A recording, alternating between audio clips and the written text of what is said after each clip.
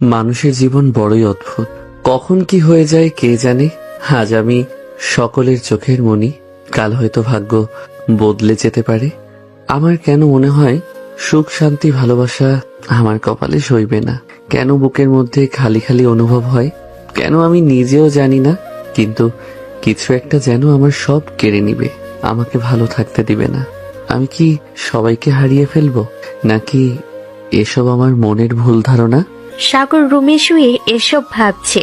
সে বাড়ির আদরের সন্তান, তার সুখ দেখে আশেপাশের সবাই তাকে হিংসা করে। সাগর তো বাবা মার চোখের মণি। ওই একটা ছোট বোন আছে, খুব দুষ্টু। এরা সাগরকে জ্বালিয়ে মারে, তবুও সাগরের চোখের মণি তার বোন। সাগরের ভাবনার মাঝে মা ডাক দিল, সাগর বাবা আয় খেয়ে নে, দেখ তোর পছন্দের সব রান্না করেছি। সাগর মায়ের ডাক শুনে দীর্ঘশ্বাস ফেলে বিছানা থেকে উঠে দাঁড়ালো। কেন জানি আজ তার মনটা অদ্ভুত লাগছে। সবকিছু ঠিকঠাক থাকা সত্ত্বেও বুকের ভেতর একটা অজানা ভয় কাজ করছে। কিন্তু এসব ভাবনা ঝেড়ে ফেলে সে নিচে ডাইনিং রুমের দিকে চলে গেল। নিচে যেতেই তার নাকে ভেসে এলো মজার মজার খাবারের ঘ্রাণ। পুরো ডাইনিং টেবিল সাজানো, পোলাও, রোস্ট, গরুর মাংস, কাবাব, চিংড়ি মালাইকারি আর তার সবচেয়ে পছন্দের দই। ও মাই গড, মা তুমি কি পুরো একটা বিয়ের আয়োজন করে ফেলেছো নাকি? এত খাবার কে খাবে? আমার ছেলে খাবে। কয়েকদিন ধরে ঠিক মতো খাচ্ছিস না, মুখটাও কেমন শুকিয়ে গেছে, তাই ভাবলাম আজ আমার বাবার পছন্দের সব রান্না করি। মা তুমি না পৃথিবীর সবচেয়ে সেরা মা। তেল মারা বন্ধ করে আগে বসে খা। সাগর হেসে চেয়ার টেনে বসতে তার মা নিজের হাতে প্লেটে খাবার তুলে দিতে লাগলেন। এই নে পোলাও, এই নে রোস্ট, আর এই গরুর মাংসটা খেয়ে দেখ। সকালে উঠে নিজে বাজারে গিয়েছি শুধু তোর জন্য। মা এত খাবার দিলে আমি তো আজকেই ফেটে যাব। ফাটলে ফাটবি, তবু আমার সামনে সব খেতে হবে। বাহ, কি সুন্দর দৃশ্য! মনে হচ্ছে এ বাসায় আমি কোনো মানুষই না, আমি হয়তো শোকেশে রাখা কোনো খেলনা। সব ভালোবাসা, সব আদর, সব খাবার শুধু ভাইয়ার জন্যই। আরে তুই আবার শুরু করলি? আমি শুরু করলাম? আমি সকাল থেকে 3 বার বলেছি আমার জন্য ফুচকা বানাতে, কেউ শুনলো না।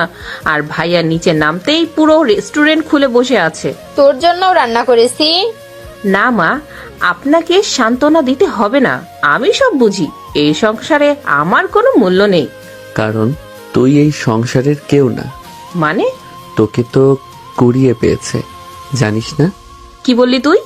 সত্যি বলছি, মা বাবা আমাকে হাসপাতালে দেখতে গিয়েছিল। ফেরার সময় রাস্তার পাশে একটা ঝুড়িতে তোকে পাওয়া যায়। তারপর দয়া করে বাসায় নিয়ে আসে। মা দেখো, ভাইয়া আবার মিথ্যা বলছে। মিথ্যা কেন হবে? তুই আয়নায় নিজের চেহারা দেখেছিস? আমাদের পরিবারের কারোর সাথে মিল আছে? তোর চেহারা কি শাহরুখ খানের মতো নাকি? আমার চেহারা রাজপুত্রের মতো। হাহ, রাজপুত্র না রাজহাঁস? দেখেছো মা, ছোটরা বড়দের সম্মান করতে জানে না। বড়রা আগে বড়দের মতো আচরণ করুক।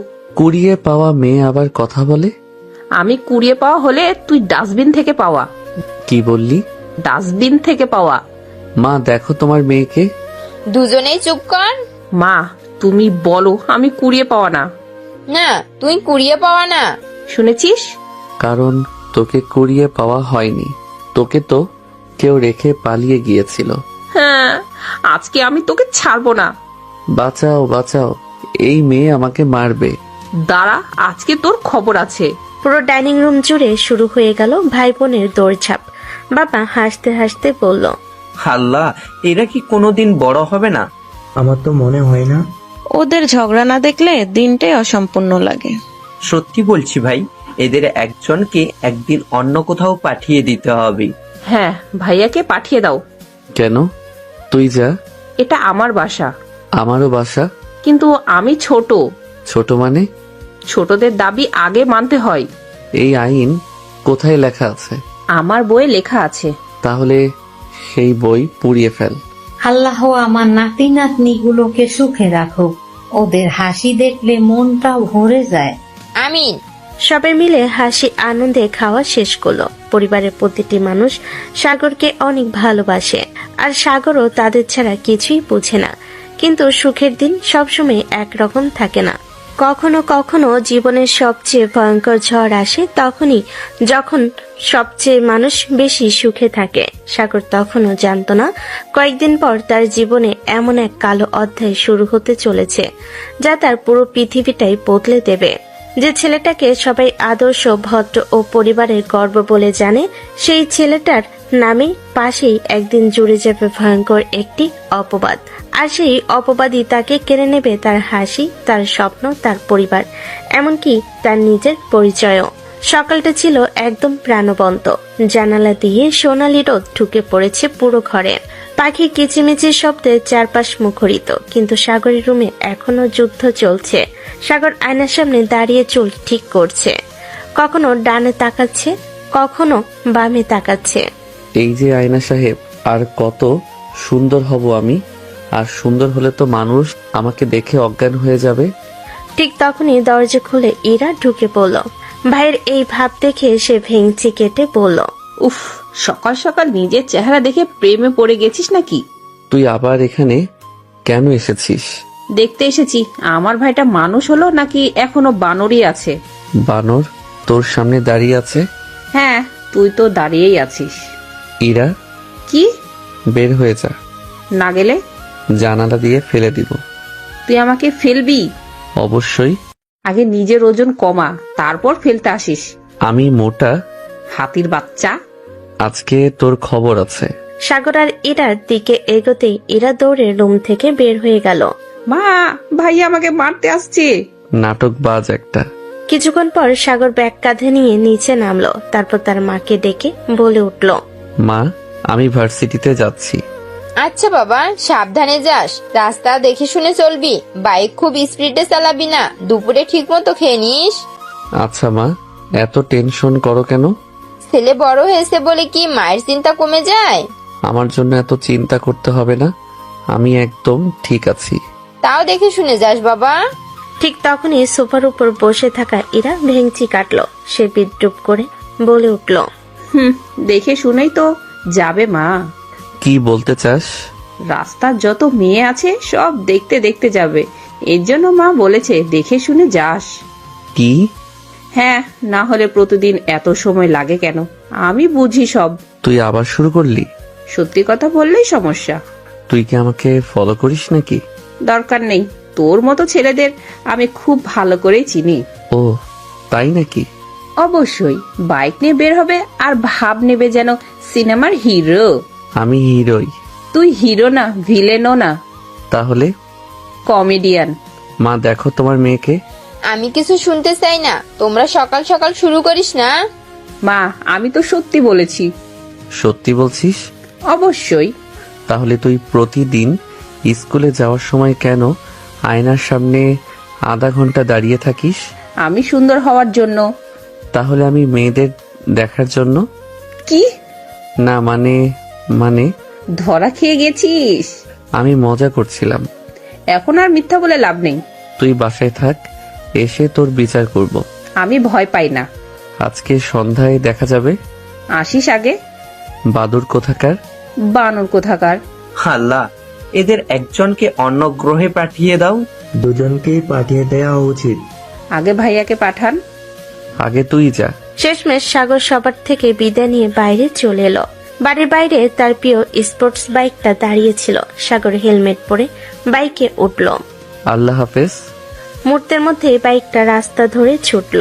শহরের ব্যস্ত রাস্তা পেরিয়ে প্রায় 40 মিনিট পর সাগর পৌঁছে গেল ভার্সিটিতে।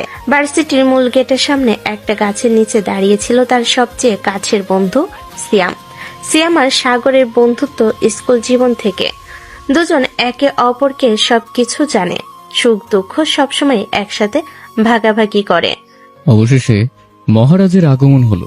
কি হয়েছে? কি হয়েছে মানে? আমি আধা ঘন্টা ধরে দাঁড়িয়ে আছি। আরে ভাই, আমার একটা বাদুর বোন আছে না, প্রতিদিন পিছনে লাগে। সকালে বের হওয়ার সময়ও শান্তি দেয় না। যেমন তুই তেমন তোর বোন, দুটোই বাদর। আমি বাদর? অবশ্যই। আমি এত ভদ্র ছেলে। তুই আর ভদ্র কেন?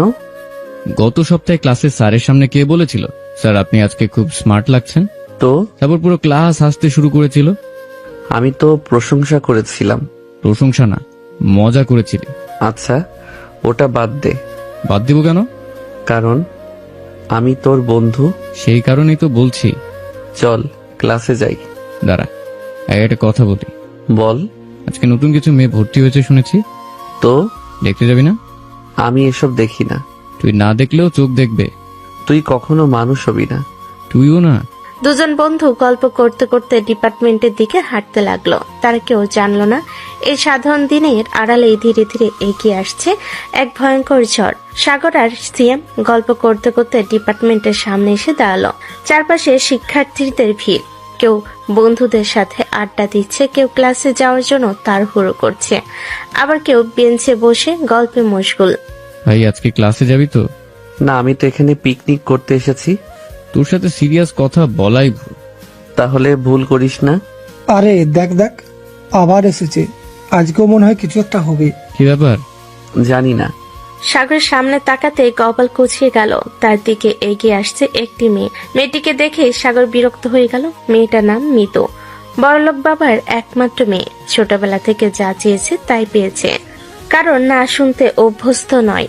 আর সাগর সেই কারণেই, সাগরের প্রতি তার জেদটা দিনকে দিন বেড়েই চলেছে।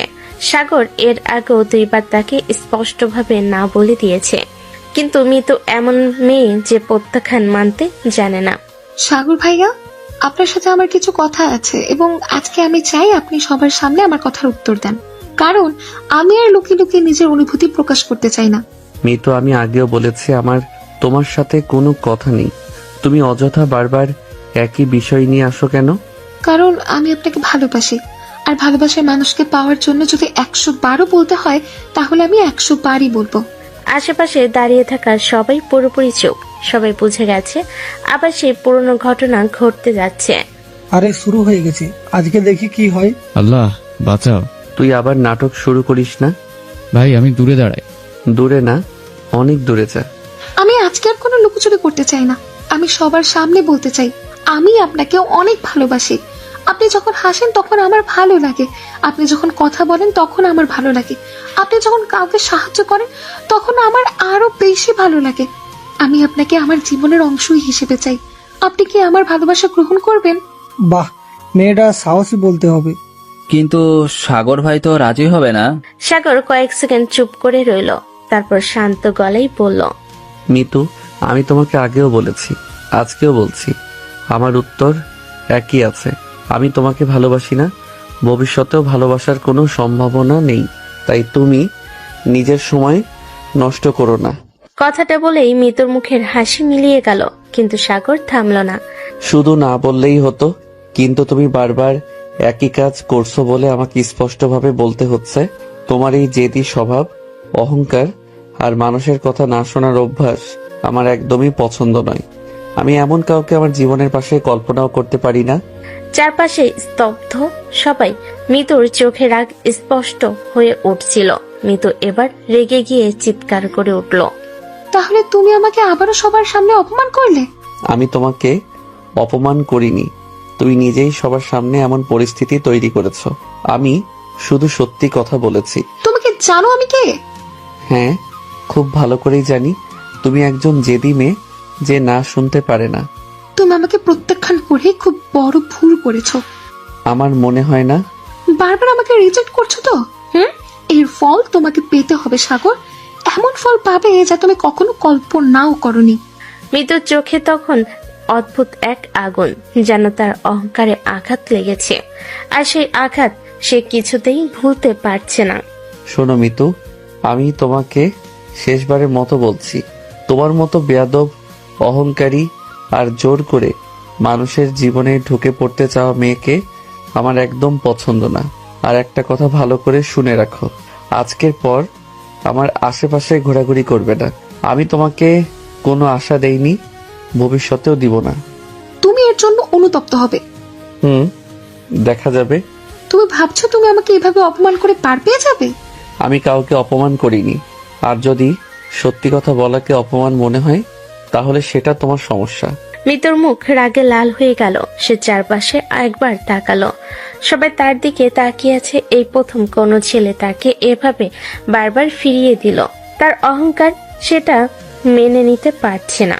ঠিক আছে সাগর, আজকে যা করলে তার জন্য একদিন তোমাকে কাঁদতে হবে। আমি অপেক্ষা করব সেই দিনের জন্য।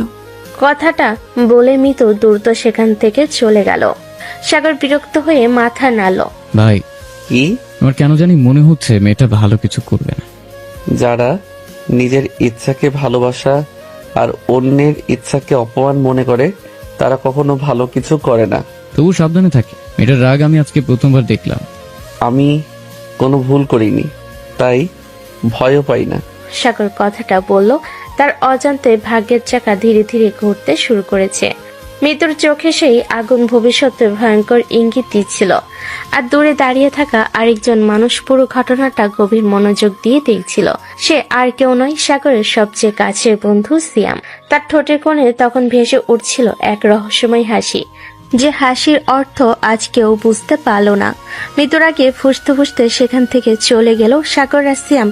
আর বিষয়টা নিয়ে মাথা ঘামালো না। তাদের কাছে এটা নতুন কিছু না। গত কয়েক মাস ধরে মৃত্যু বারবার নিজের অনুভূতির কথা বলছে, আর সাগর প্রতিবারই ভদ্রভাবে না বলেছে। কিন্তু আজকের ঘটনাটা একটু অন্যরকম ছিল, কারণ আজ পুরো ভার্সিটির সামনে মৃত্যুর অহংকারে আঘাত লেগেছে। আর কিছু মানুষ অপমান ভুলে যেতে পারে, আবার কিছু মানুষ অপমানকে প্রতিশোধে পরিণত করে। সাগর অবশ্য এসব কিছুই জানতো না। সে সিয়ামকে নিয়ে ক্লাসরুমে ঢুকে পড়ল। ভাই, আমি এখনো বিশ্বাস করতে পারছি না যে তুই আবারও মেয়েটাকে না বলে দিলি। না বলবো না তো কি হ্যাঁ বলবো? পছন্দ না হলে জোর করে ভালোবাসা যায় নাকি? সেটা ঠিক আছে, কিন্তু মেয়েটা দেখতে সুন্দর। বড় লোকের মেয়ে আবার তোকে এত ভালোবাসেও। ভালোবাসা আর জেদ এক জিনিস না সিয়াম। কেউ যদি আমার না শুনতে না পারে তাহলে সে আমাকে ভালোবাসে না, সে নিজের ইচ্ছাকে ভালোবাসে। বাহ, আজকে তো অনেক দার্শনিক কথা বলছিস। তুই চুপ করে ক্লাস কর। স্যার আসার আগ পর্যন্ত আমি কোনো ক্লাস করি না। তুই জন্মগত ফাঁকিবাজ। ধন্যবাদ। দুজনে কথার মাঝে শিক্ষক ক্লাসে প্রবেশ করলেন। সাথে সাথে পুরো ক্লাসরুম চুপ হয়ে গেল। আজকে সবাই মনোযোগ দিয়ে ক্লাস করবে। গত ক্লাসের বিষয় নিয়ে আমি প্রশ্ন করব, আর কেউ যদি উত্তর দিতে না পারে তাহলে কিন্তু সমস্যা হবে। ভাই, আমি শেষ। কেন? কারণ গত ক্লাসে আমি ঘুমিয়েছিলাম। তাহলে আজকে কান ধরে দাঁড়িয়ে থাকবি। বন্ধু হয়ে এমন কথা বলতে পারলি? খুব সহজে পারলাম। ক্লাসে আবারও হাসির রোল পড়ে গেল। এভাবেই ক্লাস চলতে লাগলো। অন্যদিকে ভার্সিটির পেছনের বাগানে একটি বেঞ্চে বসে আছে মিতু। তার মুখ গোমরা, চোখে মুখে স্পষ্ট রাগ। তার পাশে বসে আছে তার কয়েকজন ঘনিষ্ঠ বান্ধবী। আমি এখনো বিশ্বাস করতে পারছি না যে সাগর ভাইয়া তোকে আবার রিজেক্ট করেছে। সত্যি বলছি, আমার নিজেরই রাগ হচ্ছে। তোর মতো একটা মেয়েকে কেউ না বলে কিভাবে? ভার্সিটির কত ছেলে তোর পেছনে ঘোরে, আর সাগর ভাইয়া বারবার তোকে ফিরিয়ে দিচ্ছে। এটা তো সরাসরি অপমান। আমি এই অপমান কোনোদিন ভুলবো না। ভুলবেও না। তুই যদি চাস তাহলে এমন শিক্ষা দিতে পারিস যে সারা জীবন মনে রাখবে। আমি এখন শুধু একটা কথাই ভাবছি। কি কথা? সাগর বারবার আমাকে অপমান করেছে, বারবার আমার অহংকারে আঘাত দিয়েছে। এর শোধ আমি অবশ্যই নিব। এই তো আমার বান্ধবী, তুই যা চাইবি আমরা তোর সাথে আছি। আমি কাউকে ছাড়ি না, আর সাগরও ছাড় পাবে না। মিতুর চোখে তখন অদ্ভুত এক কঠোরতা। তার মাথায় কি চলছে সেটা কেউ বুঝতে পারছে না, কিন্তু একটা বিষয় পরিষ্কার, সে প্রতিশোধ নিতে চাইছে। এদিকে ক্লাস শেষ হতে হতে বিকেল হয়ে গেল। সাগর আর সিয়াম ক্যাম্পাসে কিছুক্ষণ আড্ডা দিল। আজকে বাড়ি গিয়ে কি করবি? প্রথমে খাওয়া, তারপর ঘুম। তোর জীবনটা কত শান্ত। শান্ত না, আমার বাসায় ইরা আছে। ও হ্যাঁ, তাহলে শান্তি শব্দটা বাদ। একদম বাদ। তোর বোনকে দেখলেই কেন জানি আমার হাসি পায়। আমার কান্না পায়। কাল দেখা হবে ভাই। আচ্ছা, সাবধানে যাস। সাগর বাইকে উঠে বাড়ির পথে রওনা দিল। প্রায় 1 ঘন্টা পর সে বাড়িতে পৌঁছালো। বাইক গ্যারেজে রেখে ঘরে ঢুকতেই ওহ, মহারাজ এসেছেন, সবাই সাবধান। আবার শুরু করলি? আমি তো সত্যি বলেছি। কোন সত্যি? ভার্সিটি গিয়ে কত মেয়েকে ইমপ্রেস করতে আসলে। তুই খবর রাখিস নাকি? আমার গুপ্তচর আসছে। তোর গুপ্তচরের নাম কি? বলবো না, রাষ্ট্রীয় গোপন তথ্য। রাষ্ট্রীয় গোপন তথ্য তোর মাথা। দেখো মা, ভাইয়া আমাকে অপমান করছে। তোরা শুরু করিস না। সাগর, হাত মুখ ধুই আয়। না মা, আগে জিজ্ঞাসা করো ভার্সিটিতে কত মেয়ের সাথে কথা বলেছে। তুই এত আগ্রহী কেন? কারণ আমি জনগণের প্রতিনিধি। তুই জনগণের প্রতিনিধি না, তুই জনগণের সমস্যা। কি বললি? ঠিকই বলেছি। মা দেখো।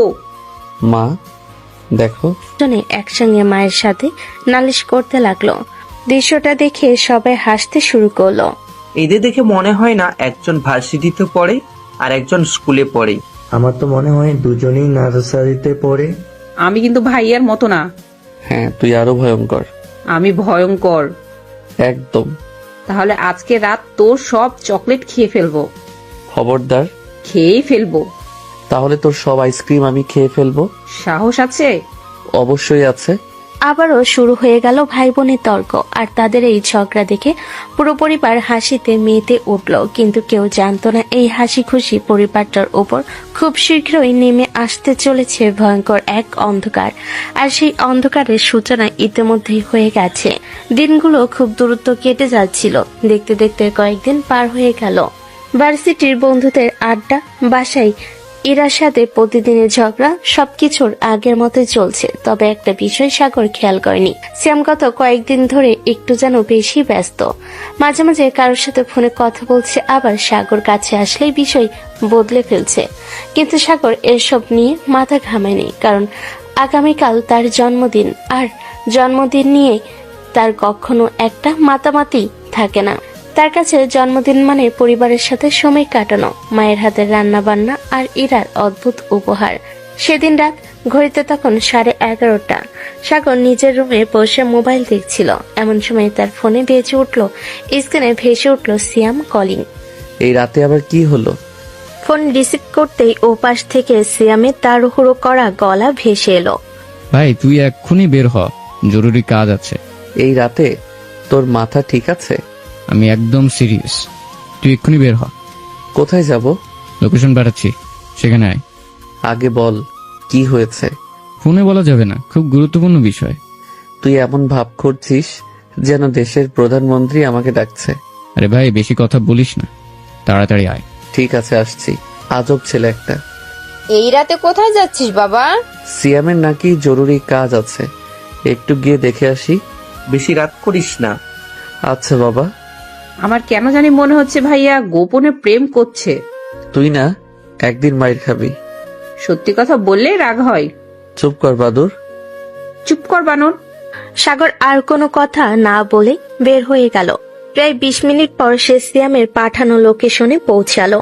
জায়গাটা ছিল শহরের নামি দামি একটি ক্লাব। বাইরে থেকে দেখে সবকিছু অন্ধকার লাগছিল, যেন জায়গাটা বন্ধ। সাগর ভেতরে ঢুকতে দেখতে পেল সিয়াম একা দাঁড়িয়ে আছে। কিরে, এখানে ডেকে আনলি কেন? 2 মিনিট অপেক্ষা কর। কিসের জন্য?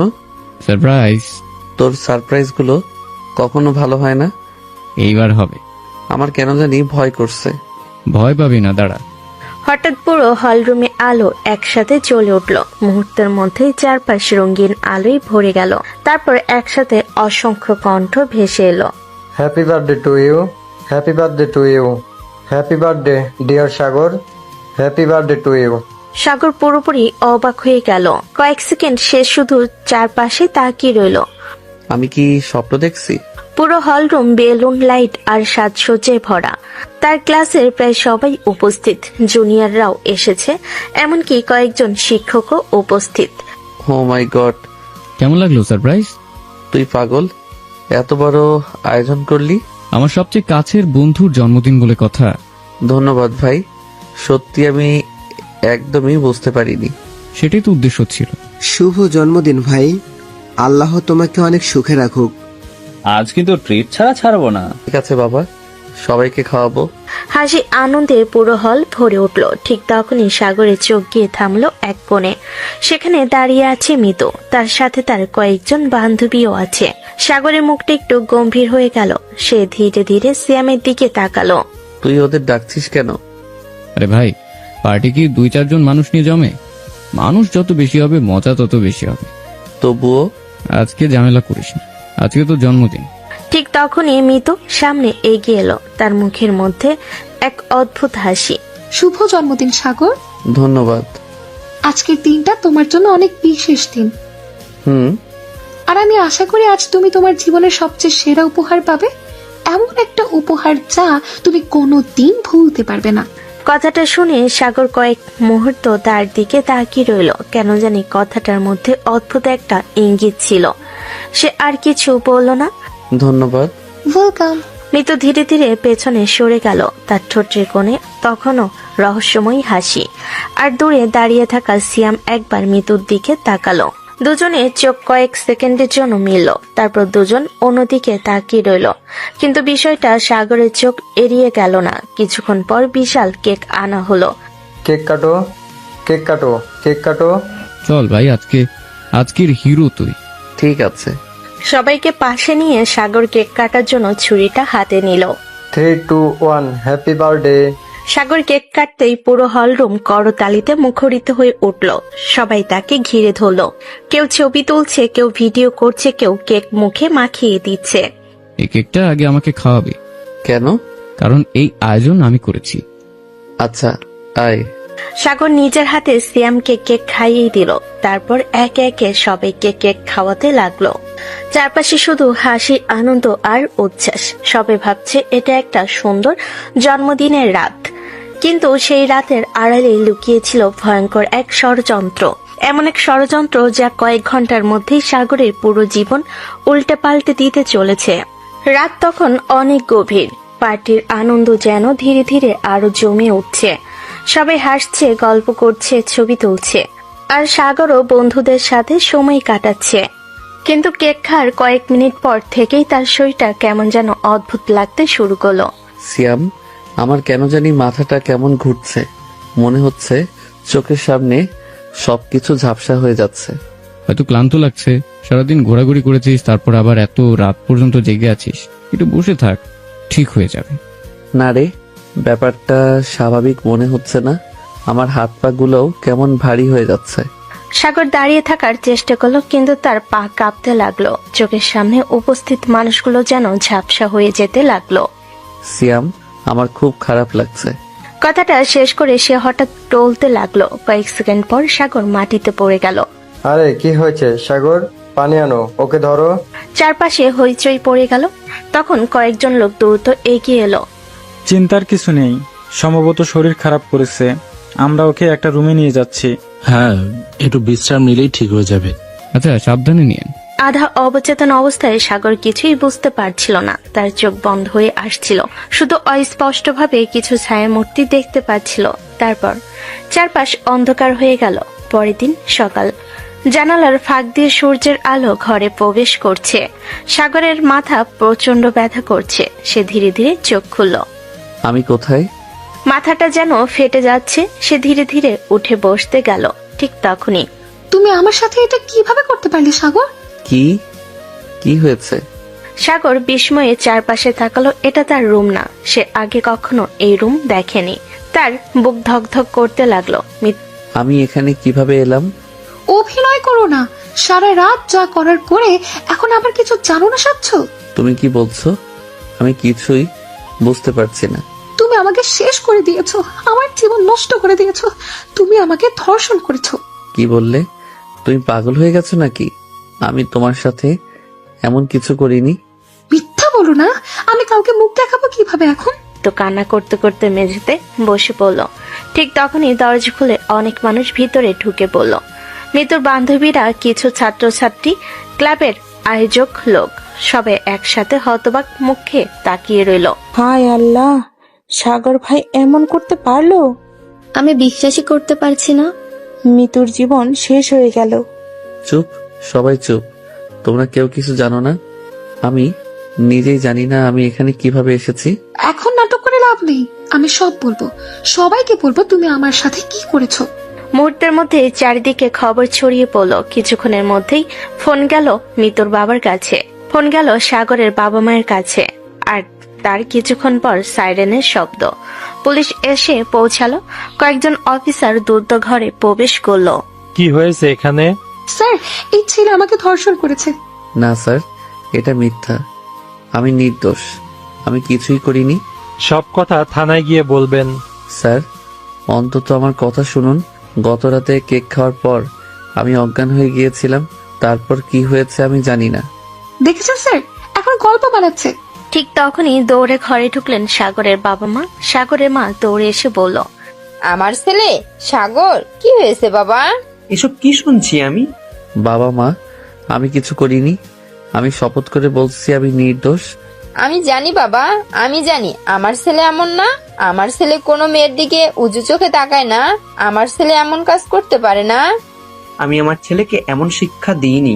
আমি তাকে সম্মান করতে শিখিয়েছি। সে এমন কাজ করতে পারে না। আঙ্কেল, আমি কি মিথ্যে বলবো? আমার জীবন নষ্ট হয়ে গেছে। মেয়েটাকে মিথ্যা বলবে? ছেলেটাকে দেখে ভদ্র মনে হতো।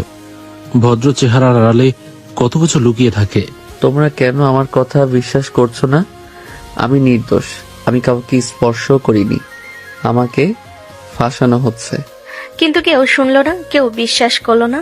যেন এক মুহূর্তে সবাই তার বিরুদ্ধে চলে গেল। সাগর, আপনাকে আমাদের সাথে যেতে হবে। স্যার, আমি নির্দোষ। চলুন। না, আমার ছেলেকে নিয়ে যাবেন না। আমার ছেলে নির্দোষ। আপনারা ভুল করছেন। অন্তত তদন্ত করুন। অন্তত ওর কথাটা শুনুন। কিন্তু কেউ তাদের আর্তনাদ শুনল না। সাগরের মা কান্না করতে করতে ছেলের হাত ধরে রাখার চেষ্টা করলেন, আর সাগর শুধু অসহায়ের মতো তাকিয়ে রইল। মা, আমি সত্যি কিছু করিনি, বিশ্বাস করো মা। আমি বিশ্বাস করি বাবা, আমি বিশ্বাস করি। চোখের সামনে ছেলেকে নিয়ে যাওয়া হচ্ছে, অথচ তিনি কিছুই করতে পারছেন না। সাগরকে পুলিশের গাড়িতে তোলা হলো। গাড়ি দরজা বন্ধ হয়ে গেল, আর সেই মুহূর্তে তার জীবনও যেন বদলে গেল। যে ছেলেটা গত রাত পর্যন্ত ছিল সবার আদরে সাগর, আজ সে সমাজের চোখে ভয়ঙ্কর অপরাধী। কিন্তু সত্যিটা কি? সত্যি কি অপরাধী, নাকি ভয়ঙ্কর কোনো ষড়যন্ত্রের শিকার? সেই উত্তর এখনো অজানা। 5 বছর, পুরো 5 বছর কেটে গেছে। এই 5 বছরে অনেক কিছু বদলে গেছে। সময় মানুষের জীবনকে যেমন গড়ে তোলে, তেমনি অনেক সময় তাকে সম্পূর্ণ নতুন মানুষেও পরিণত করে। যে সাগর একসময় ছিল পরিবারের আদরের ছেলে, বন্ধুদের প্রাণ কেন্দ্র, সবার প্রিয়, আজ সে আর সেই সাগর নেই। তার হাসি বদলে গেছে, তার চোখের ভাষা বদলে গেছে, তার জীবনের সংজ্ঞাও বদলে গেছে। বর্তমানে আমেরিকার নিউ ইয়র্ক শহর, আকাশ ছোঁয়া একটি বিশাল ভবনের সর্বোচ্চ তলায় উপস্থিত চৌধুরী গ্লোবাল কর্পোরেশনের হেড অফিস। পুরো ভবনটাই যেন ক্ষমতা, অর্থ আর প্রভাবের প্রতীক। এই কোম্পানির নাম শুনলে বড় বড় ব্যবসায়ীদের মুখে রং বদলে যায়, কারণ এর মালিক একজন মানুষ, যার নাম শুনলে পুরো বিজনেস ওয়ার্ল্ড কেঁপে ওঠে। সেই নাম সাগর চৌধুরী, আমেরিকার অন্যতম সফল বিজনেস টাইকুন, কয়েকশো বিলিয়ন ডলারের মালিক, যার এক ইশারায় শেয়ার মার্কেট ওঠানামা করে, যার সাথে মিটিং করার জন্য পৃথিবী বড় বড় ব্যবসায়ীরা মাসের পর মাস অপেক্ষা করে। কিন্তু এই মুহূর্তে নিজের বিশাল অফিস রুমে জানালার সামনে দাঁড়িয়ে আছে সাগর। তার চোখ দূরের আকাশে, মুখে কোনো অনুভূতি নেই। 5 বছর আগে সেই হাসি খুশি ছেলেটা কোনো অস্তিত্ব আর দেখা যায় না। তার চেহারায় এখন শুধু কঠোরতা, তার ব্যক্তিত্বে এখন শুধু ক্ষমতার ছাপ। ঠিক তখনই দরজা খুলে ভেতরে প্রবেশ করলো একজন তরুণী। মেয়েটির নাম আনিকা রহমান, সাগর চৌধুরীর ব্যক্তিগত সহকারী। গত 3 বছর ধরে সে সাগরের সাথে কাজ করছে, আর এই 3 বছরে সে একটা জিনিস খুব ভালোভাবে বুঝেছে, পৃথিবীর কাছে সাগর চৌধুরী একজন বিজনেস কিং, কিন্তু ভেতরে ভেতরে সে ভীষণ একা মানুষ। স্যার, আপনি এখনো এখানে দাঁড়িয়ে আছেন? আর মাত্র 10 মিনিট পরে বোর্ড মিটিং শুরু হবে, সবাই আপনার জন্য অপেক্ষা করছে। সাগর কোনো উত্তর দিল না। কয়েক সেকেন্ড নীরব থাকার পর ধীরে ধীরে ঘুরে তাকালো। মিটিং ক্যান্সেল করে দাও। জি। আমি বলেছি মিটিং ক্যান্সেল করে দাও। আজকে আমার ভালো লাগছে না। আনিকা যেন নিজের কানকে বিশ্বাস করতে পারল না। সে কি ঠিক শুনলো নাকি? স্যার, আপনি কি সিরিয়াসলি বলছেন? এই মিটিং এর জন্য গত 6 মাস ধরে প্রস্তুতি চলছে। ইউরোপের 3টা বড় কোম্পানির চেয়ারম্যান ইতিমধ্যে এসে পৌঁছেছেন। এই ডিলটা যদি ফাইনাল হয়, তাহলে কয়েক বিলিয়ন ডলারের প্রজেক্ট শুরু হবে। এটা ক্যান্সেল হলে বিশাল ক্ষতি হয়ে যাবে স্যার।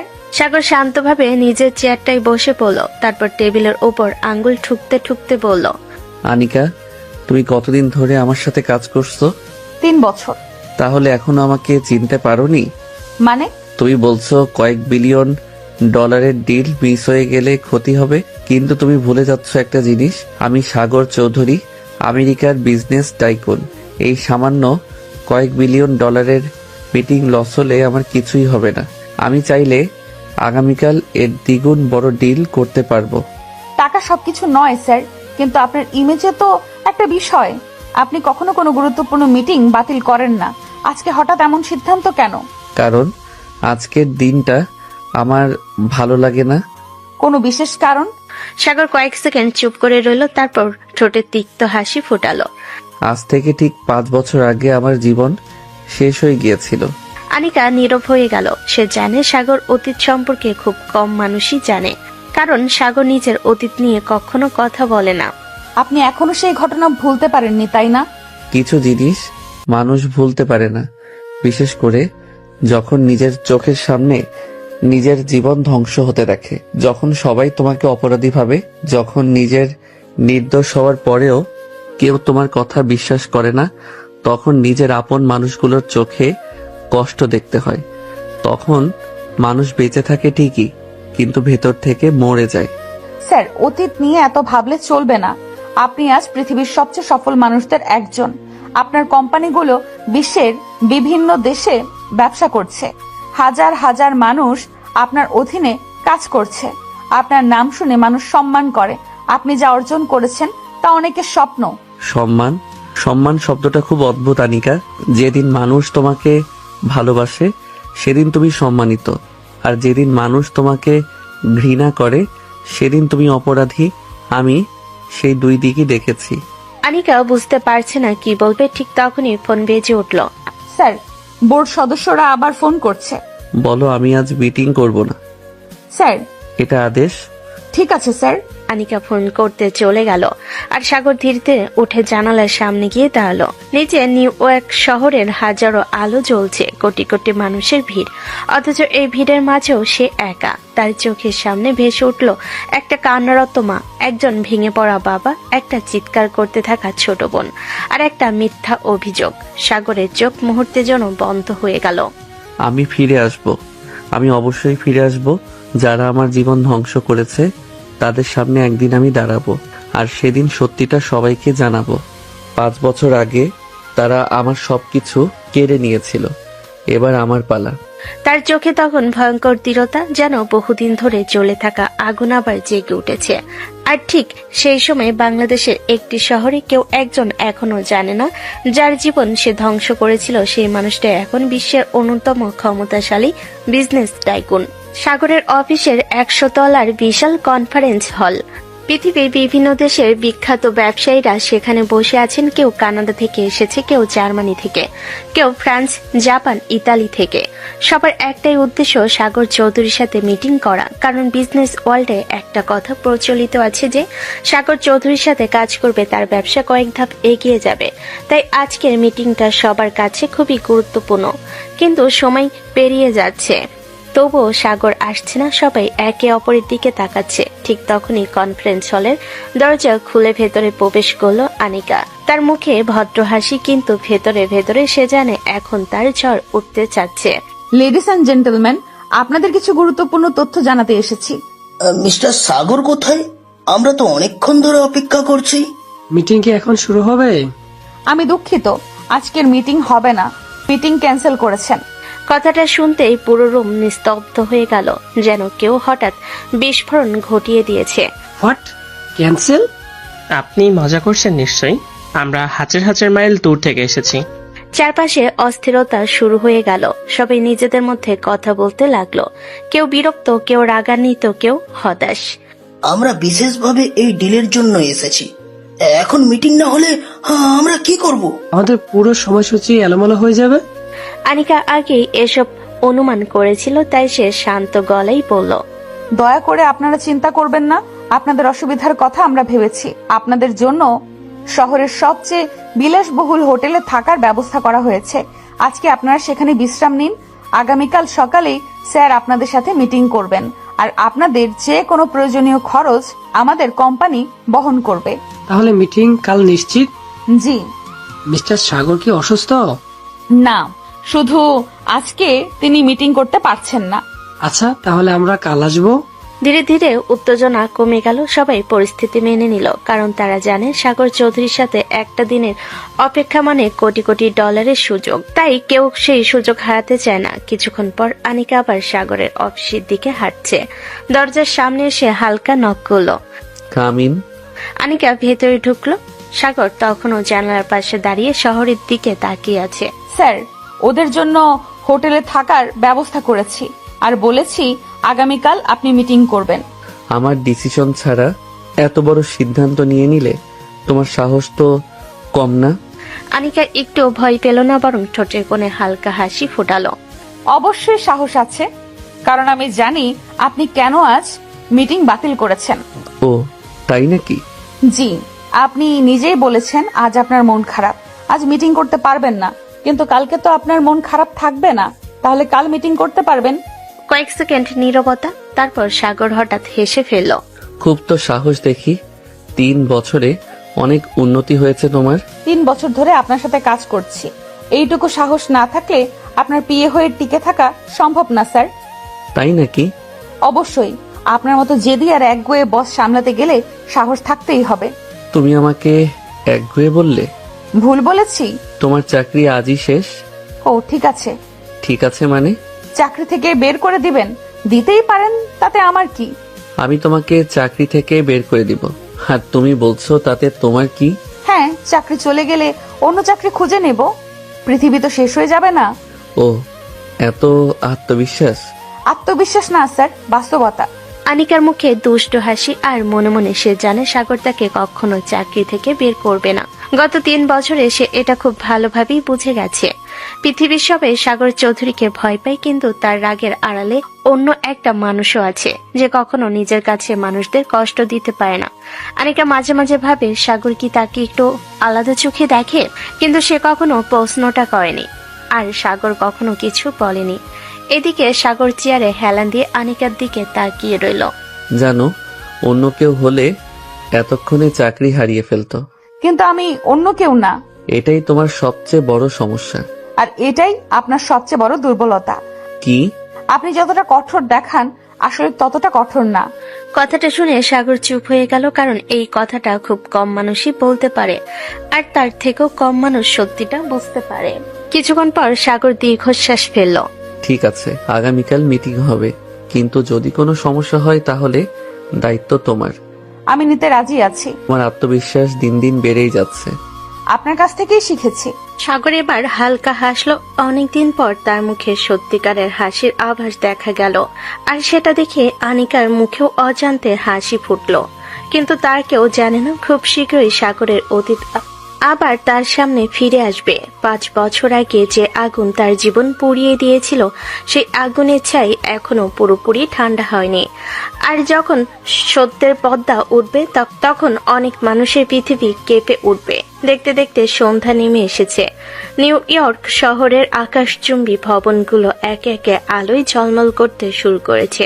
অফিসে কর্মচারীরাও ধীরে ধীরে বেরিয়ে যাচ্ছে। সারাদিনের ব্যস্ততা শেষে পুরো ফ্লোর ফাঁকা, কিন্তু নিজের কেবিনে এখনো বসে আছে সাগর। তার সামনে কিছু ফাইল খোলা, তবে তার মন সেখানে নেই। কিছুক্ষণ পর দরজায় নক পড়ল। স্যার, আজকে সব কাজ শেষ, আর কোনো নির্দেশ আছে? আছে। জি স্যার। চলো কোথাও ঘুরে আসি। কথাটা শুনে আনিকা কয়েক সেকেন্ড সাগরের দিকে তাকিয়ে রইল, যেন সে ঠিক শুনেছে কিনা সেটা নিশ্চিত হওয়ার চেষ্টা করছে। স্যার, আপনি কি সত্যি বলছেন? না, মিথ্যা বলছি। আমি সিরিয়াস। আমিও সিরিয়াস। চলো কোথাও ঘুরে আসি। বাহ, কয়েক ঘন্টা আগেও তো বলেছিলেন আপনার মন খারাপ, এখন আবার ঘুরতে যেতে চাইছেন? মন ভালো করার জন্যই তো ঘুরতে যেতে চাইছি।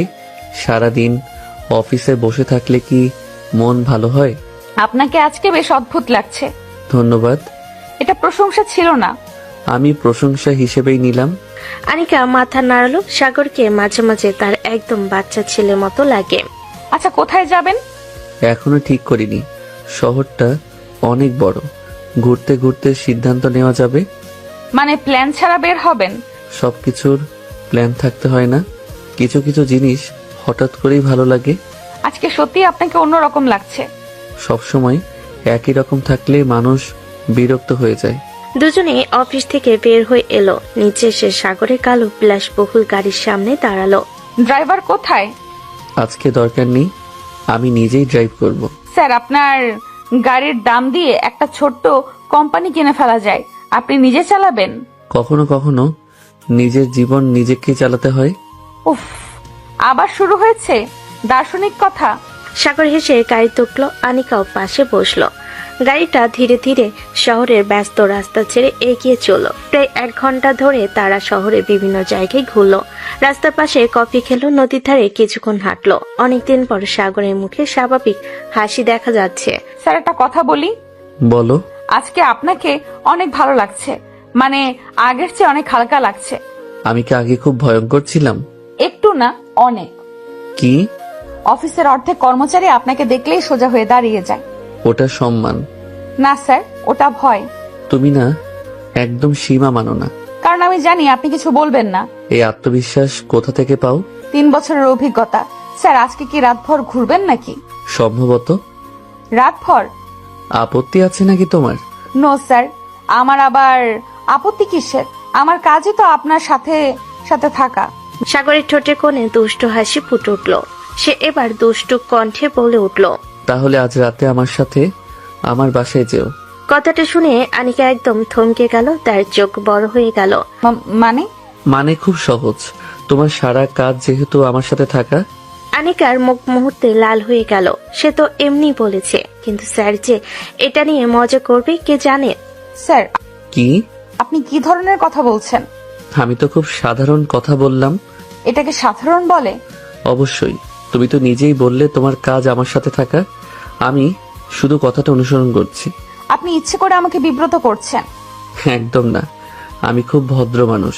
এই কথাটা শুনে যদি অফিসের সবাই হাসতে শুরু করে তাহলে অবাক হব না। তোমার সাহস দিন দিন বেড়ে যাচ্ছে।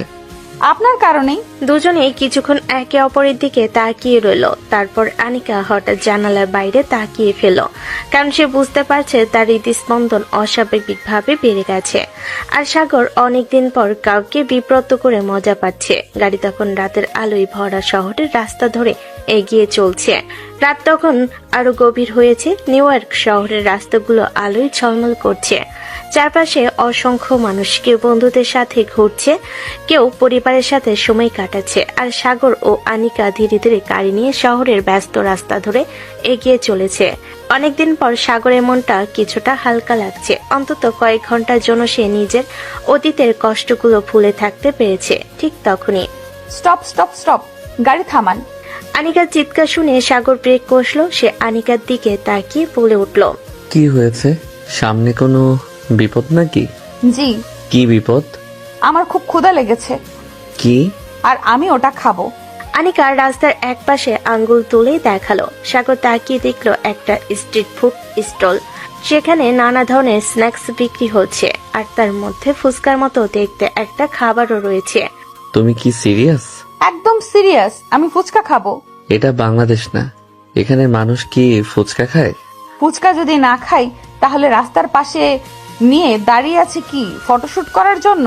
তোমার যুক্তির সাথে তর্ক করা অসম্ভব। তাহলে তর্ক বাদ দিয়ে গাড়ি পার্ক করুন। শোনো, তুমি যা খেতে চাও আমি খাওয়াবো। 5 তারকা রেস্টুরেন্টে নিয়ে যাব, বিশ্বের সেরা শেফের রান্না খাওয়াবো। চাইলে পুরো রেস্টুরেন্ট বুক করে দিব, কিন্তু রাস্তার পাশে দাঁড়িয়ে ফুচকা খেতে হবে কেন? কারণ আমার ফুচকা খেতে ইচ্ছে করছে, আর আমার যখন ফুচকা খেতে ইচ্ছে করে তখন পৃথিবীর কোনো খাবার ফুচকার জায়গা নিতে পারে না। তুমি সত্যি অদ্ভুত। ধন্যবাদ। এটা প্রশংসা না। আমি প্রশংসা হিসেবেই নিলাম। এই মেয়ে একদিন আমাকে পাগল করে ছাড়বে। সাগর বাধ্য হয়ে গাড়ি পার্ক করলো। দূর থেকে দেখতে পেল আনিকা ইতিমধ্যে স্টলের সামনে গিয়ে দাঁড়িয়ে গেছে। ভাই, সবচেয়ে ঝাল ফুচকা বানান। ঝাল কতটা? এত ঝাল বানান যেন চোখে পানি চলে আসে। ম্যাডাম, পরে কিন্তু আমাকে দোষ দিতে পারবেন না। দিব না, আপনি বানান। কয়েক মিনিটের মধ্যে ফুচকা তৈরি হয়ে গেল। আনিকা প্রথম ফুচকাটা মুখে দিল, তারপর ও মাই গড, এটাই জীবন, এটাই সুখ। সাগর দূর থেকে তাকিয়ে হেসে ফেলল। সাগর মনে মনে বলল, বিদেশে থেকেও ফুচকা খাওয়ার এত লোভ। কিন্তু পর মুহূর্তেই তার হাসি থেমে গেল, কারণ হঠাৎ তার মনে পড়ে গেল আরেকজনের কথা। তার ছোট বোন এরাও ঠিক এমনই ছিল। যখন ফুচকা খাওয়ার বায়না ধরতো তখন কিছুতেই ছাড়তো না। প্রতি শুক্রবার সাগরকে ওকে নিয়ে বের হতে হতো। ভাইয়া, আজকে ফুচকা খাওয়াবে? গত সপ্তাহেও তো খেয়েছিস। তাতে কি হয়েছে? ফুচকা কি বছরে একবার খাওয়ার জিনিস? তোর পেট একদিন নষ্ট হবে। আগে ফুচকা খাও, পরে নষ্ট হলে দেখা যাবে।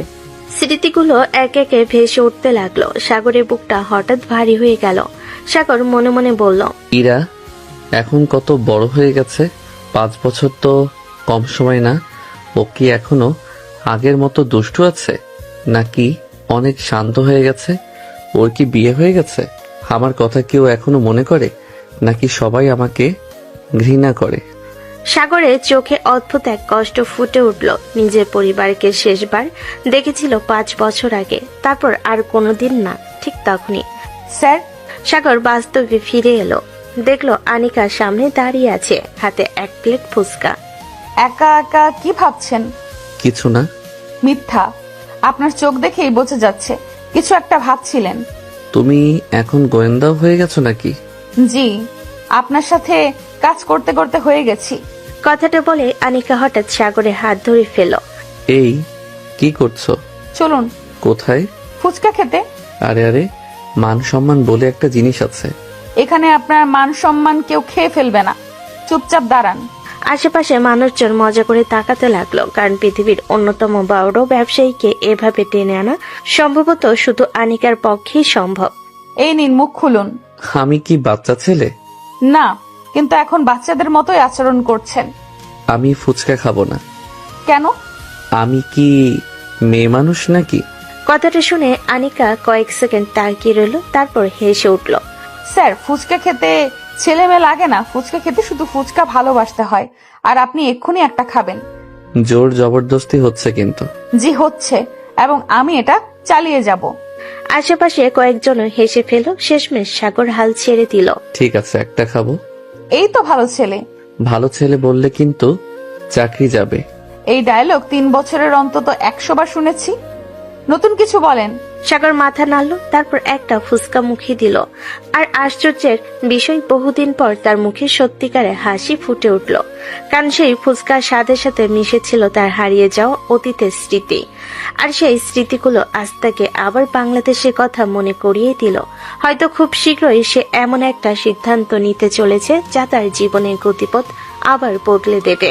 রাত তখন অনেক গভীর।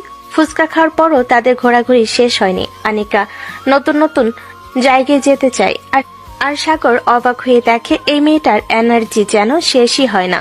স্যার, ওইদিকে চলুন না, নদীর পাশের জায়গাটা অনেক সুন্দর লাগছে। তোমার কি বাসায় যাওয়ার কোনো ইচ্ছা নেই? আছে, কিন্তু তার আগে ঘুরোঘুরি শেষ করতে হবে। আমি এখন বুঝতে পারছি কেন তোমার জন্য অফিসের কফি শেষ হয়ে যায়। তুমি মনে হয় সারাক্ষণ বিদ্যুৎ খেয়ে বাঁচো। ধন্যবাদ। এটা ধন্যবাদের মতো কিছু ছিল না। আমি তবুও ধন্যবাদ দিলাম। সাগর মাথা নেড়ে হাসলো। গত কয়েক বছরে খুব কম মানুষই তাকে এভাবে হাসাতে পেরেছে। আনিকা তাদের মধ্যে একজন। এরপর তারা নদীর ধারে কিছুক্ষণ হাঁটলো। দূরে শহরের আলো পানির উপর প্রতিফলিত হচ্ছে। চারপাশে শান্ত পরিবেশ। কিছুক্ষণ দুজন চুপচাপ দাঁড়িয়ে রইল। স্যার, একটা কথা জিজ্ঞেস করি? করো। আপনি কি কখনো দেশে ফিরে যেতে চান না? প্রশ্নটা শুনে সাগরের মুখের হাসি মিলিয়ে গেল। কয়েক সেকেন্ড সে কোনো উত্তর দিল না, তারপর ধীরে ধীরে বলল, প্রতিটা দিন আমি বাংলাদেশের কথা ভাবি, আমার বাড়ির কথা ভাবি, মায়ের কথা ভাবি, বাবার কথা ভাবি, আমার ছোট বোনের কথা ভাবি। কিন্তু কিছু স্মৃতি মানুষকে সামনে এগোতে দেয় না। কিছু ক্ষত আছে যেগুলো সময়ও ভরে না। 5 বছর হয়ে গেছে, তবু মনে হয় সবকিছু যেন গতকালের ঘটনা। কিন্তু সব সত্য একদিন না একদিন বের হয়। হয়তো আপনার জীবনেও সেই সত্য আসবে। সাগর দূরের আলোয় তাকিয়ে রইল। তার চোখে তখন অদ্ভুত একটা শূন্যতা। রাত আরো কিছুটা কাটার পর তারা আবার গাড়িতে উঠল। এবার সত্যি বাসে ফেরার পালা। প্রথমে সাগর আনিকাকে তার অ্যাপার্টমেন্টের সামনে নামিয়ে দিল। থ্যাংক ইউ স্যার, আজকে অনেক ভালো লাগলো। আমারও। অনেকদিন পর একটা স্বাভাবিক দিন কাটালাম। তাহলে মাঝে মাঝে অফিস থেকে পালিয়ে ঘুরতে বের হওয়া উচিত। তোমার এই আইডিয়া যদি বোর্ড অফ ডিরেক্টরস শুনে তাহলে হার্ট অ্যাটাক করবে। ওদের সমস্যা আমার না। Good night sir. Good night Anika. Anika গাড়ি থেকে নেমে গেল। কয়েক কদম হাঁটার পর আবার ফিরে তাকালো। সাগর তখনও গাড়ির ভেতরে বসে আছে। অদ্ভুত একটা অনুভূতি হলো তার, কিন্তু কিছু বলল না, শুধু হালকা হাসি দিয়ে বিল্ডিং এর ভেতর ঢুকে গেল। সাগরও নিজের বাড়ির দিকে রওনা দিল। নিউ ইয়র্কের অভিজাত এলাকায় বিশাল এক প্রাসাদের মতো বাড়ি। পুরো বাড়িটা আধুনিক প্রযুক্তিতে তৈরি, বাইরে কঠোর নিরাপত্তা ব্যবস্থা। কিন্তু এত বড় বাড়িতে মানুষ বলতে একজনই। সাগর গাড়ি থেকে নেমে সে ধীরে ধীরে নিজের রুমে গেল। রাতে নীরবতায় পুরো বাড়িটা আরো ফাঁকা লাগে। বিছানায় শুয়ে চোখ বন্ধ করতে আবার ভেসে উঠল একটা পরিচিত মুখ। এরা ছোট্ট মেয়েটা মুখ ফুলিয়ে বলছে, ভাইয়া আগামী শুক্রবার কিন্তু ফুচকা খাওয়াতে নিয়ে যাবে। ঠিক আছে পিচ্ছি। পিচ্ছি বলবেন না, তুই তো পিচ্ছি। আমি বড় হয়ে গেছি। স্মৃতিটা মনে পড়তে সাগরের ঠোঁটে হাসি ফুটল, কিন্তু সেই হাসি বেশিক্ষণ টিকল না, কারণ বাস্তবতা বড়ই নিষ্ঠুর। 5 বছর ধরে সে জানে না তার পরিবার কেমন আছে। এভাবে ভাবতে ভাবতে একসময় ঘুমিয়ে পড়ল সে। পরের দিন সকাল, সূর্যের আলো পুরো শহরকে আলোকিত করে তুলেছে। আর আজকের দিনটা খুব গুরুত্বপূর্ণ, কারণ গতকাল যে মিটিং বাতিল হয়েছিল আজ সেটাই অনুষ্ঠিত হবে। সকাল থেকে চৌধুরী গ্লোবাল কর্পোরেশনের হেড অফিসে ব্যস্ততা শুরু হয়ে গেছে। কর্মচারীরা দৌড়াদৌড়ি করছে, কেউ প্রেজেন্টেশন ঠিক করছে, কেউ ডকুমেন্ট চেক করছে, কেউ অতিথিদের রিসিভ করার প্রস্তুতি নিচ্ছে।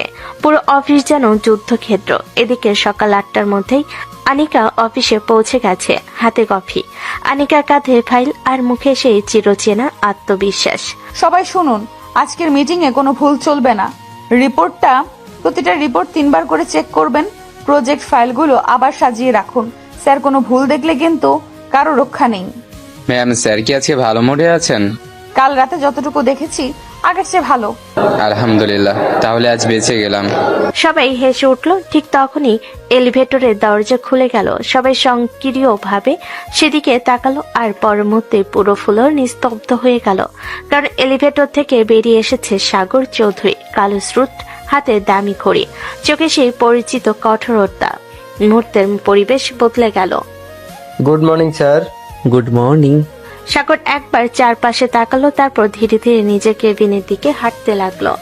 সকাল 10টা। চৌধুরী গ্লোবাল কর্পোরেশনের সবচেয়ে বড় কনফারেন্স হল আজ মানুষের ভিড়ে পরিপূর্ণ।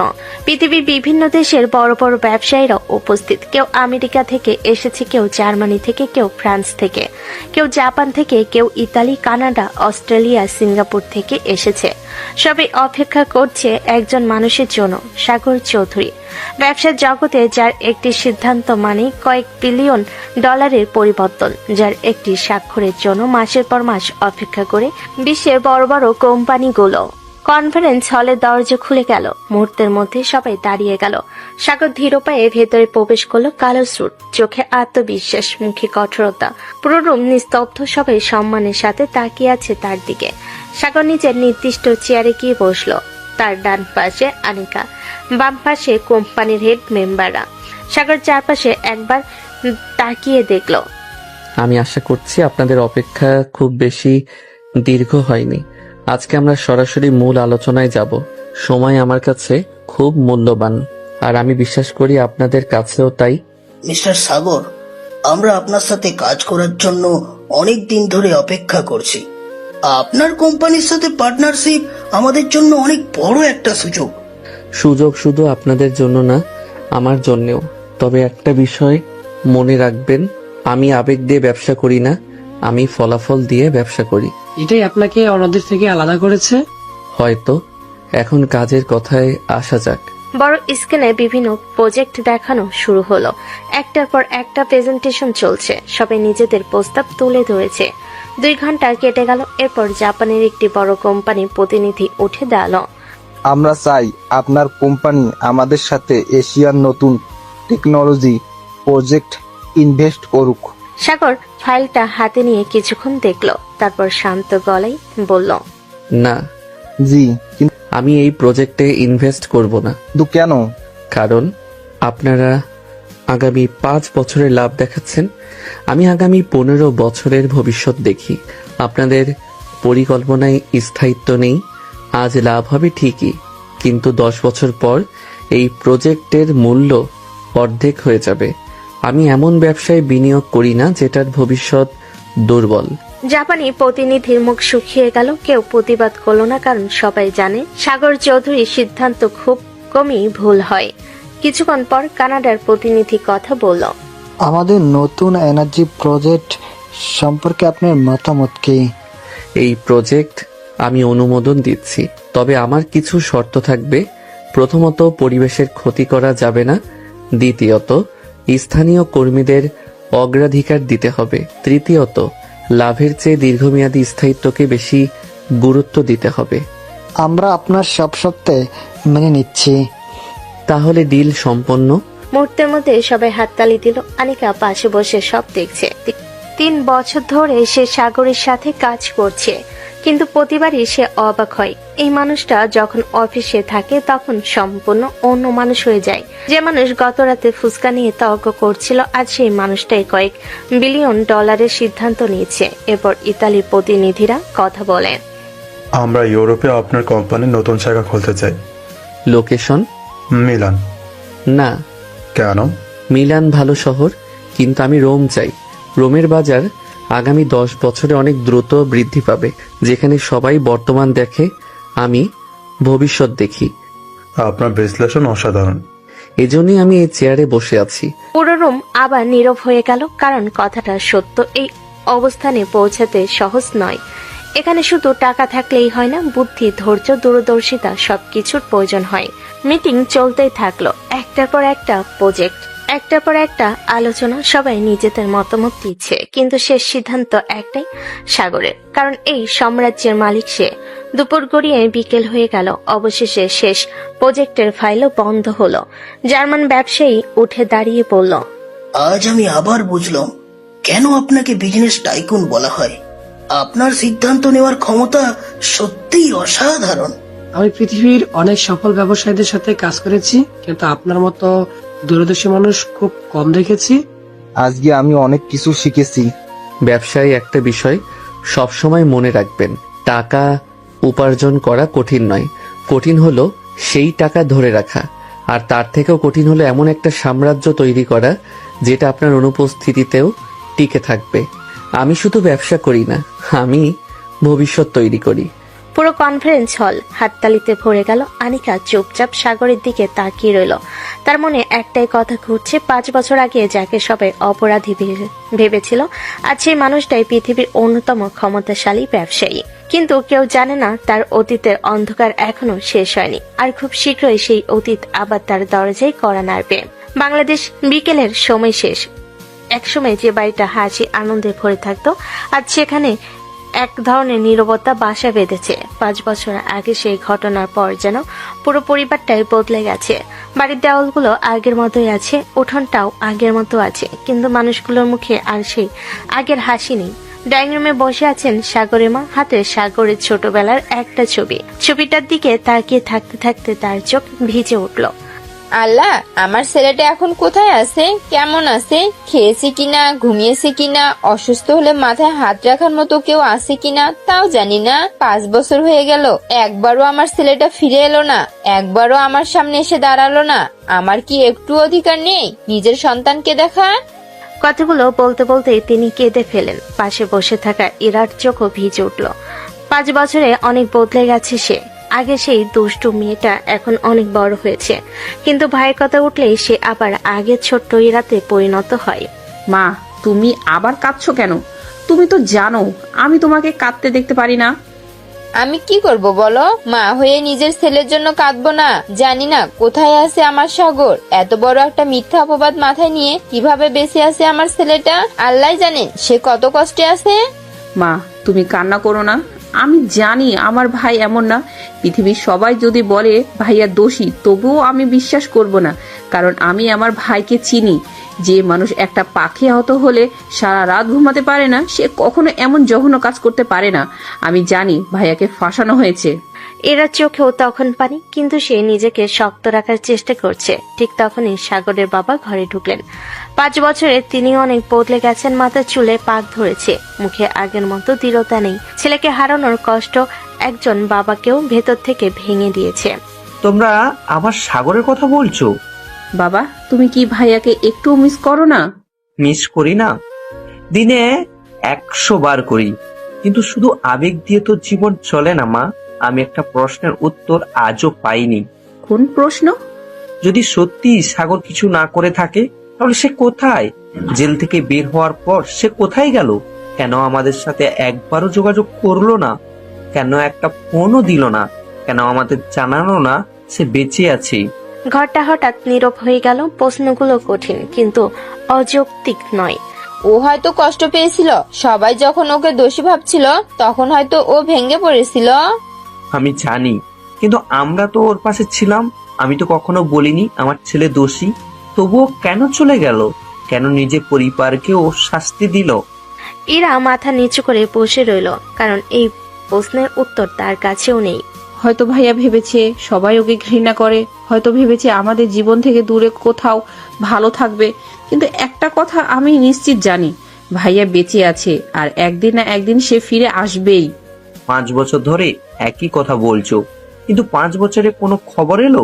কেউ কি তাকে কোথাও দেখেছে? কোনো ফোন, কোনো চিঠি? কিছুই তো না।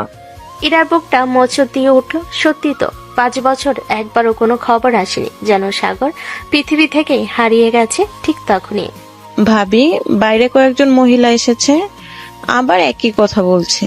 সাগরের মায়ের মুখটা মুহূর্তে ফ্যাকাশে হয়ে গেল। 5 বছর পেরিয়ে গেল, সমাজের মানুষ এখনো তাদের শান্তিতে থাকতে দেয় না। বাড়ি থেকে ভেসে আসলো কথাগুলো।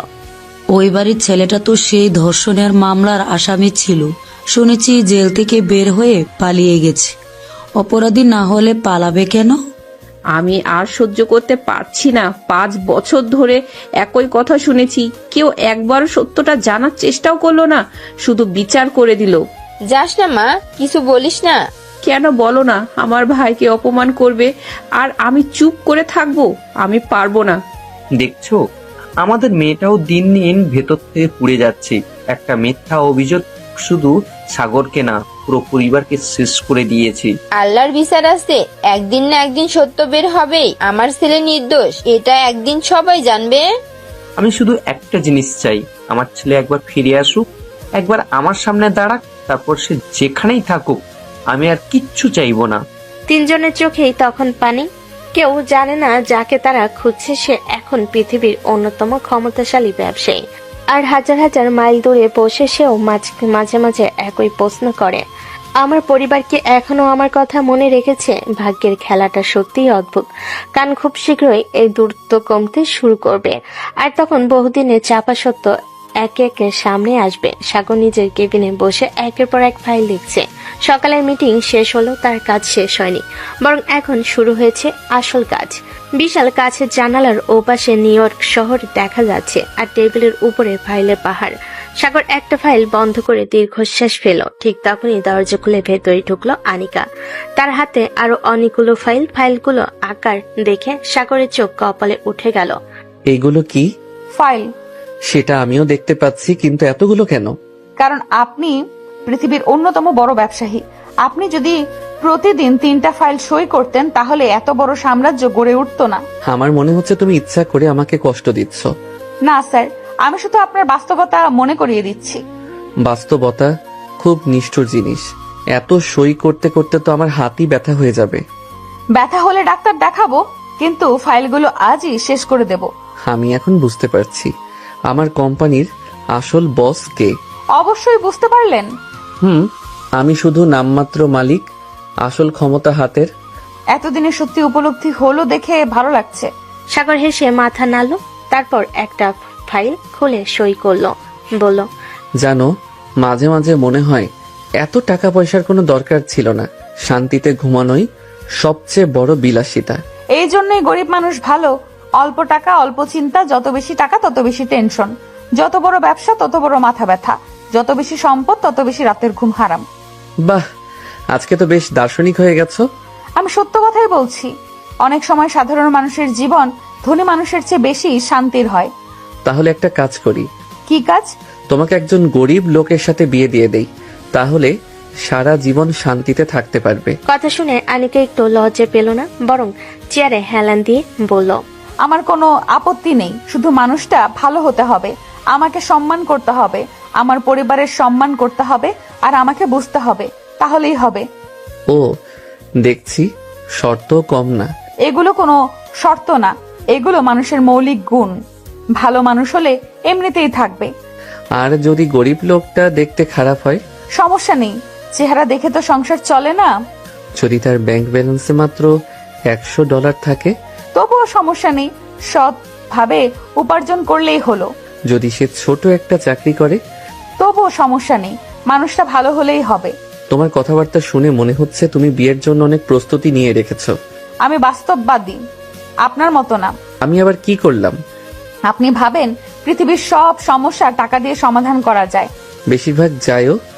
সব না, কিছু জিনিস আছে যেগুলোর দাম টাকা দিয়ে মাপা যায় না। যেমন? বিশ্বাস, ভালোবাসা, পরিবার, মনের শান্তি। কথাগুলো বলেই আনিকা চুপ হয়ে গেল। সাগরও কিছুক্ষণ চুপচাপ রইল, কারণ কথাগুলো তার বুকের ভেতরে গিয়ে আঘাত করলো। বিশ্বাস, পরিবার, ভালোবাসা, এই তিনটা জিনিস তো 5 বছর আগে তার জীবন থেকে হারিয়ে গিয়েছিল। সাগর দ্রুত বিষয়টা বদলানোর জন্য বলল, ঠিক আছে, তাহলে আমি কাল থেকে তোমার জন্য গরিব পাত্র খোঁজা শুরু করছি। খুঁজতে পারেন, আমি অপেক্ষা করছি। এত আত্মবিশ্বাস কেন? কারণ আপনি খুঁজে পাবেন না। কেন? কারণ আপনি যাকে দেখবেন তার মধ্যে কোনো না কোনো সমস্যা খুঁজে বের করবেন, তারপর বলবেন এই ছেলে চলবে না, ওই ছেলে চলবে না, এই ছেলের উচ্চতা কম, ওই ছেলের আত্মবিশ্বাস কম, এই ছেলের ভবিষ্যৎ নেই, ওই ছেলের সাহস নেই। আমি কি এত খারাপ? আপনি খুব খুঁতখুঁতে। আর তুমি? আমি বাস্তববাদী। না, তুমি ভয়ঙ্কর। ধন্যবাদ। আবার ধন্যবাদ। আপনার মুখ থেকে বের হওয়া সব কথাই আমি প্রশংসা হিসেবেই নেই। একদিন তোমার জন্য সত্যিই সমস্যা হবে। সেদিন দেখা যাবে। দুজনেই হেসে উঠল। অনেকদিন পর সাগরে কেবিনে এমন প্রাণখোলা হাসির শব্দ শোনা গেল। বাইরে দাঁড়িয়ে থাকা কয়েকজন কর্মচারী অবাক, কারণ তাদের কঠোর বসকে এভাবে হাসতে খুব কমই দেখা যায়। আর সাগর নিজেও বুঝতে পারছে না কবে থেকে এই মেয়েটার উপস্থিতি তার দিনের সবচেয়ে স্বাভাবিক অংশ হয়ে গেছে। রাত অনেক হয়েছে, বিশাল বাড়িটা সব আলো নিভে গেছে, শুধু সাগরের রুমের জানালার পাশে একটা হালকা আলো জ্বলছে। বিছানায় শুয়ে আছে সে, কিন্তু ঘুম আসছে না। এটা নতুন কিছু না, গত 5 বছরে এমন অসংখ্য রাত কেটেছে তার। চারপাশে সবকিছু আছে, টাকা আছে, ক্ষমতা আছে, সম্মান আছে, নাম আছে।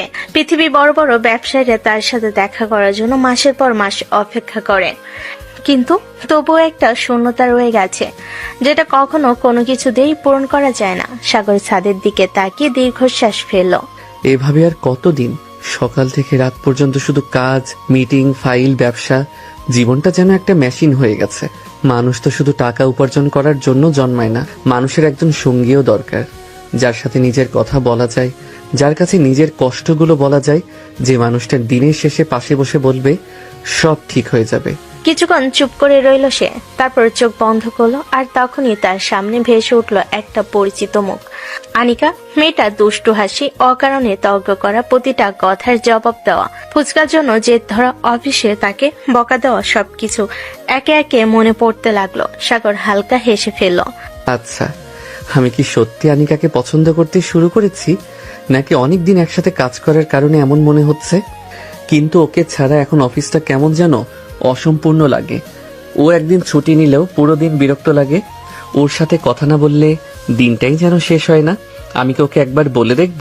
কিন্তু যদি না করে দেয়, যদি বলে সে আমাকে সেভাবে দেখে না, যদি চাকরিটাই ছেড়ে দেয়, তাহলে তো সমস্যা হয়ে যাবে।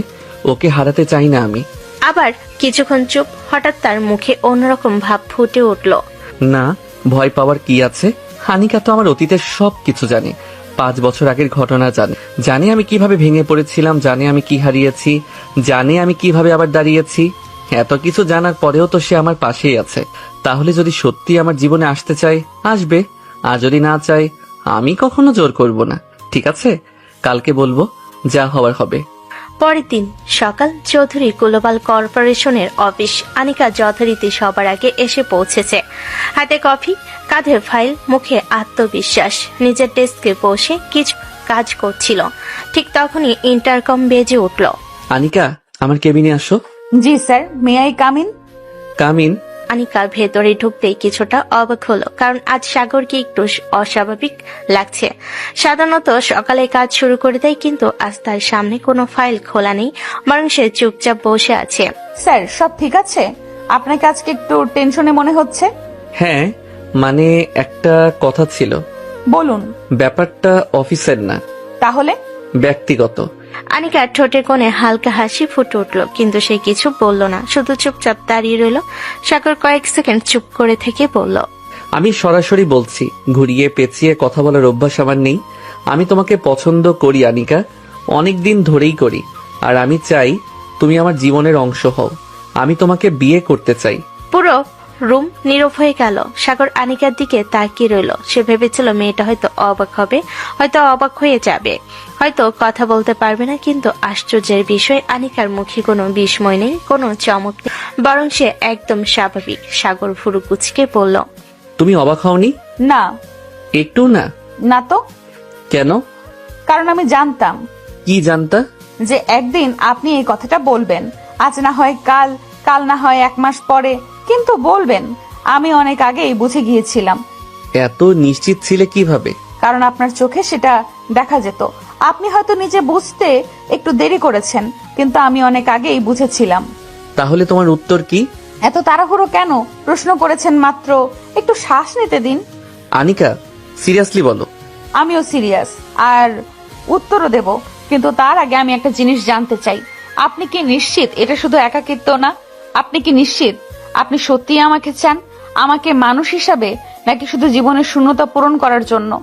আমি নিশ্চিত, কারণ জীবনে অনেক মানুষ দেখেছি, কিন্তু তোমার মতো কাউকে পাইনি যে আমার সামনে দাঁড়িয়ে আমাকে ভুল বলার সাহস রাখে, যে আমার অতীত জেনেও আমাকে অন্য চোখে দেখে না, যে আমার খারাপ সময়েও পাশে থাকে, আর যে আমাকে আবার হাসতে শিখিয়েছে। আনিকা চুপ করে শুনলো। তার চোখে তখন অদ্ভুত এক কোমলতা। আর সাগর অপেক্ষা করতে লাগলো তার জীবনের সবচেয়ে গুরুত্বপূর্ণ উত্তরের জন্য। কেবিনের ভেতরে তখন এক অদ্ভুত একটা নীরবতা। সাগর নিজের জীবনের সবচেয়ে গুরুত্বপূর্ণ কথাগুলো একটা বলে ফেলেছে। যে মানুষটা কোটি কোটি ডলারের সিদ্ধান্ত নিতে 1 মিনিট সময় নেয় না, সেই মানুষটা এখন আনিকার উত্তরের অপেক্ষায় বসে আছে। আর আনিকা, সে একদম শান্ত, যেন কিছুই হয়নি, মুখে হালকা হাসি, চোখে দুষ্টামি ঝিলিক। সাগরের দিকে কয়েক সেকেন্ড তাকিয়ে থেকে সে চেয়ারে গিয়ে বসলো। তারপর খুব স্বাভাবিক গলায় বলল, আচ্ছা ঠিক আছে, আমি ভেবে দেখব। কি? আমি বললাম ভেবে দেখব। ভেবে দেখবে মানে? ভেবে দেখব মানে ভেবে দেখব। বাংলা ভাষায় এর থেকে সহজ ব্যাখ্যা আমার জানা নেই। সাগর কিছুক্ষণ চুপ করে তাকিয়ে রইল। তারপর এমন একটা মুখ করলো যেন পৃথিবীর সবচেয়ে অদ্ভুত কথা শুনেছে। তুমি আমাকে ওয়েট করতে বলছো? হ্যাঁ, তাতে সমস্যা কি? তুমি কি বুঝতে পারছো তুমি কাকে ওয়েট করতে বলছো? জি, আপনাকেই বলছি। না, আমি সিরিয়াস। তুমি জানো আমার সাথে একটা মিটিং করার জন্য কত মানুষ মাসের পর মাস অপেক্ষা করে, কত বড় বড় ব্যবসায়ী আমার একটা অ্যাপয়েন্টমেন্ট পাওয়ার জন্য লাইনে দাঁড়িয়ে থাকে, কত দেশের মানুষ আমার সাথে 5 মিনিট কথা বলার জন্য সময় চাই, আর তুমি আমাকে বলছো অপেক্ষা করতে? তারা তো আপনার সাথে প্রেম করবে না, তারা আপনাকে বিয়েও করবে না, তারা আপনার সাথে সংসারও করবে না, তাই তাদের অপেক্ষা আর আমার অপেক্ষা এক জিনিস না। সাগর মুখ খুলে আবার বন্ধ করলো। কথাটা মন্দ বলেনি, বরং খুবই যুক্তিসঙ্গত, কিন্তু সে সেটা স্বীকার করবে কেন? তার মানে? তার মানে খুব সহজ। যখন আমি বিয়ে করব, তখন তো আমাকেই ভেবে দেখতে হবে আমি কার সাথে জীবন কাটাবো, সারা জীবন যার মুখ দেখতে হবে, যার সাথে ঝগড়া করব, যাকে সহ্য করব, সে আমাকে সহ্য করবে। সিদ্ধান্ত তো ছোট কোনো সিদ্ধান্ত না, তাই না? আমি কি এত অসহ্য? কখনো কখনো। ও, ধন্যবাদ। স্বাগতম। আমি তোমাকে প্রপোজ করলাম, তুমি আমাকে রিজেক্টও করলে না, আবার হ্যাঁও বললে না, শুধু বললে ভেবে দেখবে। তুমি কি ইচ্ছে করে আমাকে জ্বালাচ্ছ? একটু। একটু? আচ্ছা, একটু বেশি। সাগর মাথা নেড়ে হেসে ফেলল। এখন সে নিশ্চিত এই মেয়েটা তাকে ইচ্ছে করেই চালাচ্ছে। আর সবচেয়ে বিরক্তিকর ব্যাপার হলো সে কিছুই করতে পারছে না। আমি জীবনে অনেক কঠিন মানুষ দেখেছি, অনেক কঠিন ব্যবসায়িক আলোচনাও করেছি, কিন্তু তোমার সাথে তর্কে যেটা অসম্ভব। এইটাকে আমার প্রতিভা বলতে পারেন। না, এটাকে দুর্যোগ বলা উচিত। আপনার জীবনের সবচেয়ে সুন্দর দুর্যোগ। কথাটা বলেই আনিকা নিজেই হেসে ফেল। সাগর কিছুক্ষণ তার দিকে তাকিয়ে রইল, তারপর অজান্তেই হাসল। তুমি জানো, অন্য কোনো মেয়ে হলে এতক্ষণে হয়তো লজ্জায় কথা বলতে পারতো না, আর তুমি বসে বসে আমাকে নিয়ে মজা করছো। কারণ আমি অন্য কোনো মেয়ে না, আমি আনিকা, আর আমি সহজে কাউকে ছাড় দেই না। এটা আমি গত 3 বছর ধরেই বুঝছি। তাহলে নতুন করে অবাক হচ্ছেন কেন? ভুল করেছি, তোমাকে আগে প্রপোজ করা উচিত ছিল না। এখন আফসোস হচ্ছে? হ্যাঁ, খুব হচ্ছে। দেরি হয়ে গেছে, এখন অপেক্ষা করতে হবে। কতদিন? দেখা যাক, 1 দিন, 2 দিন, 1 সপ্তাহ, 1 মাসও হতে পারে। মাস? তুমি পাগল নাকি? না, আমি শুধু আপনার ধৈর্যের পরীক্ষা করছি। আমি ধৈর্যশীল মানুষ না। জানি, তাই তো মজা লাগছে। আল্লাহ, আমি কোন বিপদে পড়লাম? এখনো কিছুই শুরু হয়নি। আগে বিয়ে হোক, তারপর দেখবেন আসল বিপদ কাকে বলে। তুমি নিজেই নিজের বিরুদ্ধে সাক্ষ্য দিচ্ছ। সত্য কথা বলতে আমার ভয় লাগে না। কয়েক মুহূর্ত দুজনেই চুপ করে রইল। তারপর সাগর হাল ছেড়ে দেওয়ার ভঙ্গিতে বলল, ঠিক আছে, ভেবে দেখো, যত খুশি ভেবে দেখো, কিন্তু খুব বেশি সময় নিও না, কারণ অপেক্ষা করা আমার অভ্যাস নেই। দেখলেন, এই জন্যই আপনাকে একটু অপেক্ষা করানো দরকার। সবকিছু এত সহজে পেয়ে গেলে মানুষ তার মূল্য বোঝে না। আমি কিন্তু এই কথাগুলো মনে রাখছি। মনে রাখুন, ভবিষ্যতে কাজে লাগতে পারে। সাগর মাথা নাড়ল। তার মুখে বিরক্তির ভাব থাকলেও ভেতরে ভেতরে সে খুশি, কারণ একটা জিনিস সে বুঝে গেছে, আনিকা যদি সত্যি না চাইতো তাহলে এতক্ষণে সরাসরি না বলে দিত, কিন্তু সে তা করেনি, বরং ইচ্ছে করেই তাকে জ্বালাচ্ছে। আর সেই জ্বালানোর মধ্যে যেন কোথাও একটা নরম সম্মতির আভাস লুকিয়ে আছে। আর আনিকা, সে জানালার দিকে তাকিয়ে মুচকি হাসলো, কারণ পৃথিবীর অন্যতম ক্ষমতাবান মানুষটাকে এভাবে অস্থির করতে পারার আনন্দ কম নয়। রাত তখন প্রায় 11:30। পুরো বাড়িটা নিস্তব্ধ। সাগর নিজের স্টাডি রুমে বসে আছে, সামনে ল্যাপটপ খোলা, কিন্তু কাজের প্রতি তার কোনো মনোযোগ নেই। আজ সারাদিন তার মাথায় শুধু একটা কথাই ঘুরছে, আনিকা। মেয়েটা ইচ্ছে করেই তাকে ঝুলিয়ে রেখেছে, আর সে নিজেও বুঝতে পারছে না কেন বারবারই সেই কথোপকথন মনে পড়ছে। সাগর হালকা হেসে নিজের মাথা নাড়ল।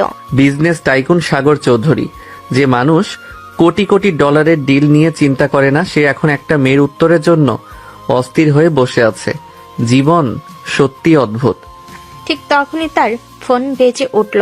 স্ক্রিনের দিকে তাকাতে সাগরের মুখের ভাব বদলে গেল। নামতে দেখে সে সোজা হয়ে বসলো। রবিন, বাংলাদেশ। সাগর সঙ্গে সঙ্গে কল রিসিভ করলো। হ্যালো রবিন, কিছু জানতে পেরেছো? জি স্যার, আপনি যার ব্যাপারে খোঁজ নিতে বলেছিলেন তার ব্যাপারে কিছু গুরুত্বপূর্ণ তথ্য পেয়েছি। সাগরের চোখ সরু হয়ে এলো। গত কয়েক মাস ধরে সে গোপনে নিজের অতীতের কিছু বিষয় খোঁজ করছিল, বিশেষ করে মিতু, সেই মেয়ে যার অভিযোগ তার জীবন তছনছ করে দিয়েছে। সাগর ধীরে ধীরে বলল, বলো, কি জেনেছো? স্যার, মিতু নামের মেয়েটার বিয়ে হয়েছে প্রায় 3 বছর আগে। তারপর? স্যার, তার স্বামীর নাম শুনলে আপনি অবাক হবেন। নাম বলো। সিয়াম। মুহূর্তের মধ্যে সাগর চেয়ার থেকে প্রায় উঠে দাঁড়ালো। তার চোখ বড় বড় হয়ে গেল। কি বললে? আবার বলো। জি স্যার, মিতুর স্বামী আপনার বিশ্ববিদ্যালয় জীবনের সবচেয়ে ঘনিষ্ঠ বন্ধু সিয়াম। সাগরের হাত শক্ত হয়ে গেল, মুখের সব রং যেন উধাও হয়ে গেল। কয়েক সেকেন্ড সে কোনো কথা বলতে পারল না। তার মাথার ভেতর যেন ঝড় বয়ে যাচ্ছে। না না, এটা সম্ভব না। তুমি নিশ্চিত? শতভাগ নিশ্চিত স্যার। আমি একাধিক সূত্র থেকে তথ্য যাচাই করেছি। তাদের বিয়ে হয়েছে 3 বছর আগে এবং বর্তমানে তারা একসাথে আছে। সাগর ধীরে ধীরে চেয়ারে বসে পড়ল। তার বুকের ভেতর ধক ধক শব্দ হচ্ছে, কিন্তু আসল ধাক্কা তখনও বাকি ছিল। রবিন আবার বলল, স্যার, আরো একটা তথ্য পেয়েছি, এইটাই সবচেয়ে অদ্ভুত। কি তথ্য? গোপন সূত্রে জানতে পেরেছি মিতু এবং সিয়াম প্রায় 6 বছর ধরে সম্পর্কে ছিল, মানে আপনার জীবনের সেই ঘটনা ঘটার আগ থেকে। এবার সত্যি সাগরের মাথা ঘুরে গেল। সে স্থির হয়ে বসে রইল। কয়েক সেকেন্ড, 10 সেকেন্ড, 20 সেকেন্ড, কোনো শব্দ নেই। রবিন চুপ, কারণ সে বুঝতে পারছে খবরটা কত বড়। অবশেষে সাগর ফিসফিস করে বলল, 6 বছর? তুমি নিশ্চিত? জি স্যার, প্রমাণ ছাড়া আমি আপনাকে কখনো রিপোর্ট দিই না। তারা বহুদিন ধরে সম্পর্কের মধ্যে ছিল। কিন্তু যদি তারা 6 বছর ধরে সম্পর্কে থাকে, তাহলে মিতু আমাকে বারবার প্রপোজ করতো কেন? কেন আমার পেছনে ঘুরতো? কেন সবার সামনে ভালোবাসার নাটক করতো? কথাগুলো বলতে বলতে তার গলা ভারী হয়ে গেল। হঠাৎ তার মাথায় 5 বছর আগের অসংখ্য দৃশ্য ভেসে উঠল। মিতুর বারবার প্রপোজ করা, তার রাগ, তার হুমকি, এর ফল তোমাকে পেতেই হবে। সেই কথাটা যেন আবার কানে বাজলো। সাগর হঠাৎ উঠে দাঁড়ালো। তার চোখে এখন আর হতবাক ভাব নেই, বরং অন্য কিছু সন্দেহ, ভয়ঙ্কর সন্দেহ। রবিন, আরো খোঁজ নাও। আমি সব জানতে চাই, একটাও তথ্য বাদ যাবে না। মিতু, সিয়াম, তাদের পরিবার, তাদের পুরনো যোগাযোগ, সবকিছু। জি স্যার, আমি কাজ শুরু করে দিচ্ছি। যত টাকা লাগে লাগুক, আমি সত্য জানতে চাই। 5 বছর আগে আসলে কি হয়েছিল আমি জানতে চাই। ইনশাআল্লাহ স্যার, খুব দ্রুত রিপোর্ট নিয়ে আসবো। কল কেটে গেল। পুরো রুম আবার নিস্তব্ধ, কিন্তু এবার সেই নীরবতার আগের মতো নেই। সাগর জানালার সামনে গিয়ে দাঁড়ালো। দূরে শহরের আলো জ্বলছে, কিন্তু তার চোখে এখন অন্য ছবি। মিতুর মুখ, সিয়ামের মুখ, আর 5 বছর আগে সেই রাত। না, এতদিন আমি ভেবেছি এটা শুধু একটা দুর্ঘটনা ছিল, কিন্তু এখন মনে হচ্ছে এর পেছনে আরো বড় কিছু আছে।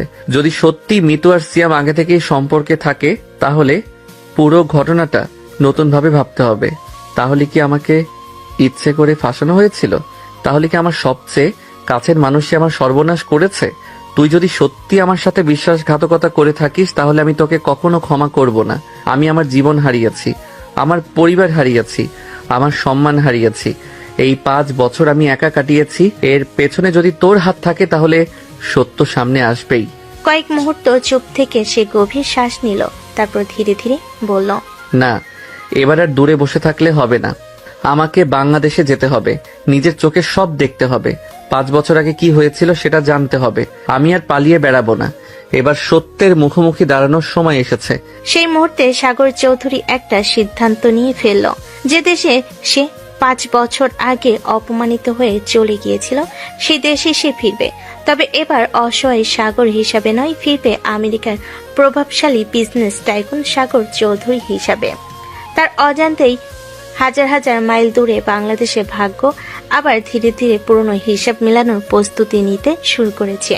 কয়েকদিন কেটে গেছে। এই কয়েকদিনে সাগর এক মুহূর্ত সময় নষ্ট করেনি।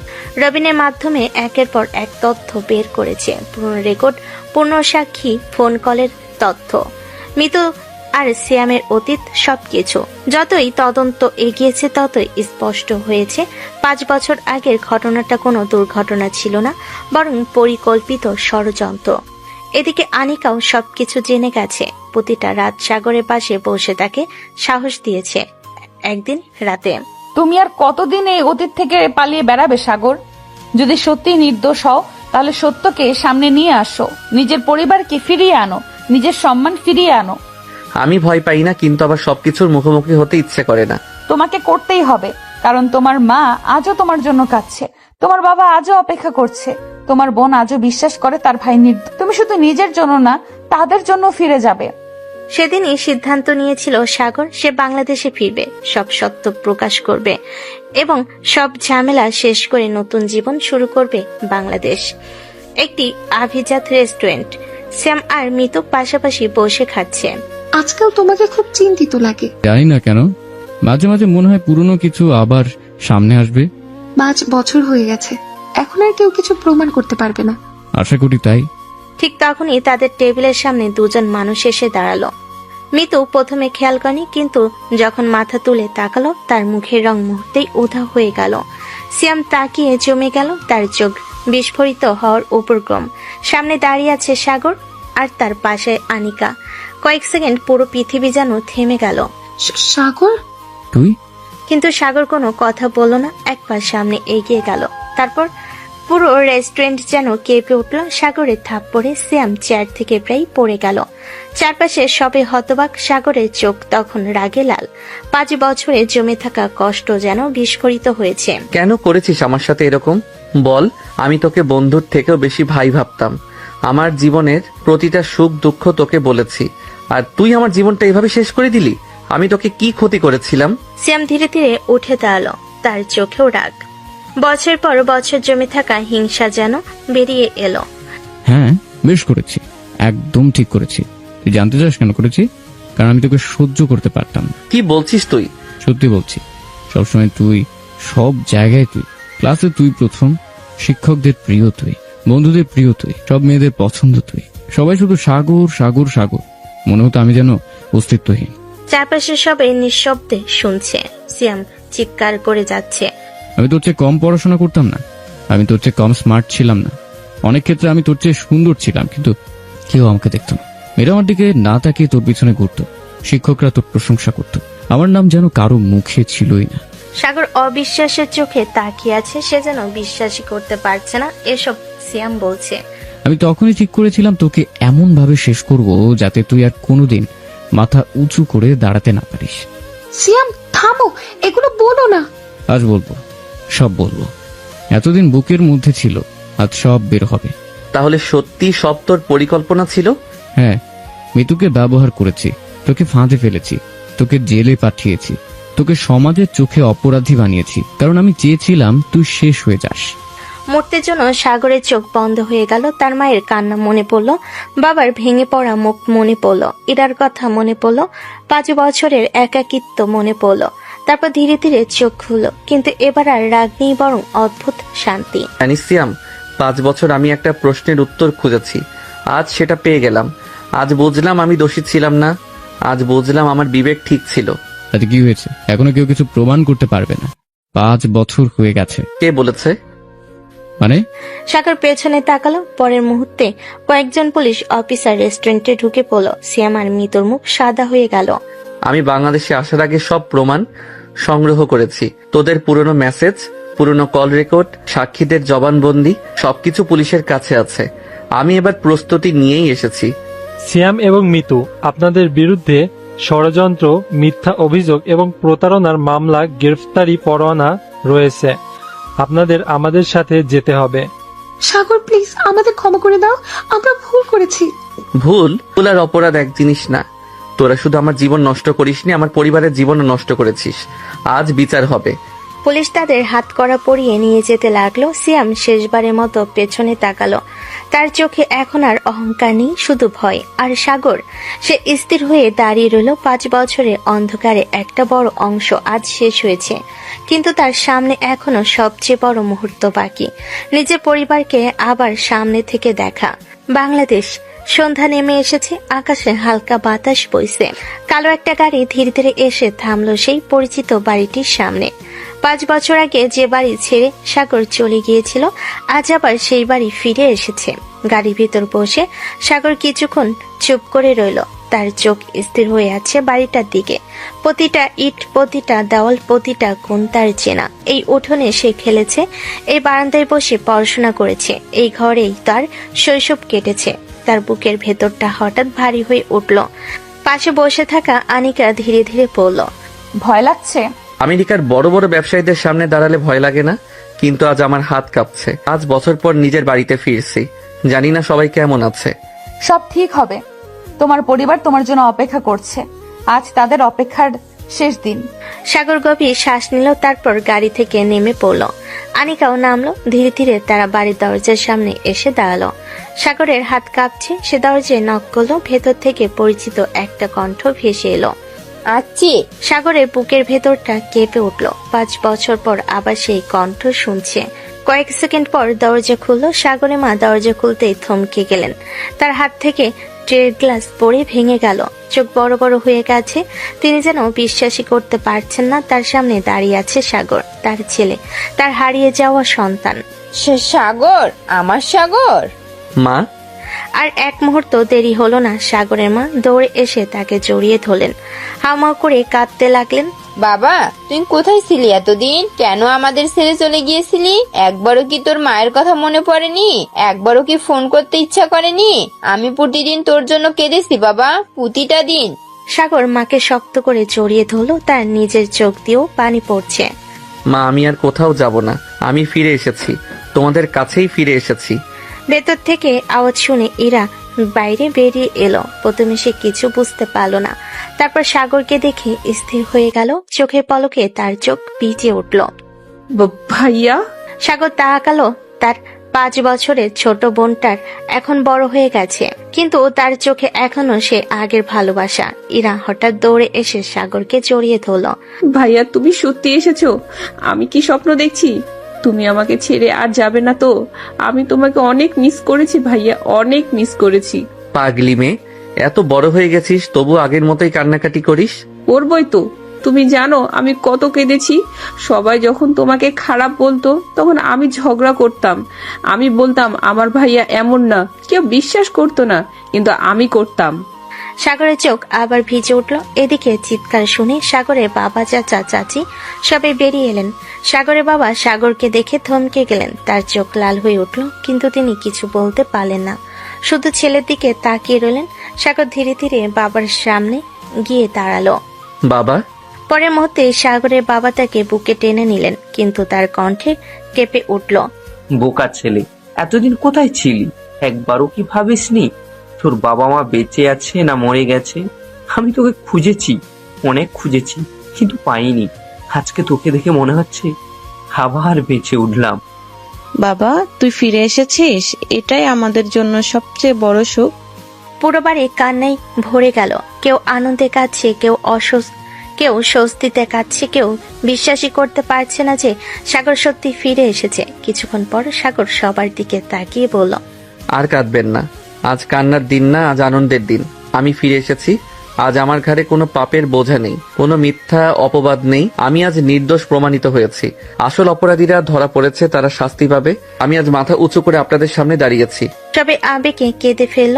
সাগরের মা দুহাত তুলে বললেন, আলহামদুলিল্লাহ, আমি জানতাম আমার ছেলে নির্দোষ। আল্লাহ এতদিন পর হলেও সত্য প্রকাশ করেছেন। ঠিক তখনই তার চোখ পড়ল সাগরের পেছনে দাঁড়িয়ে থাকা আনিকার দিকে। আনিকা এতক্ষণ চুপ করে দাঁড়িয়ে সব দেখছিল। সাগরের মা অবাক হয়ে বললেন, বাবা, এই মেয়েটা কে? সবাই তখন আনিকার দিকে তাকালো। আনিকা একটু লজ্জা পেয়ে মাথা নিচু করলো। সাগরের ঠোঁটে হালকা হাসি ফুটে উঠল। মা, ওর নাম আনিকা। আমার জীবনের সবচেয়ে কঠিন সময় ও আমার পাশে ছিল। যখন আমার পাশে কেউ ছিল না, তখনও ও ছিল। আমার অতীত জানে, আমার সব কষ্ট জানে, আর আমি ওকে পছন্দ করি। আমি ওকে বিয়ে করতে চাই। যদি তোমরা সবাই রাজি থাকো, তাহলে আমি আনিকাকে আমার জীবনের সঙ্গী করতে চাই।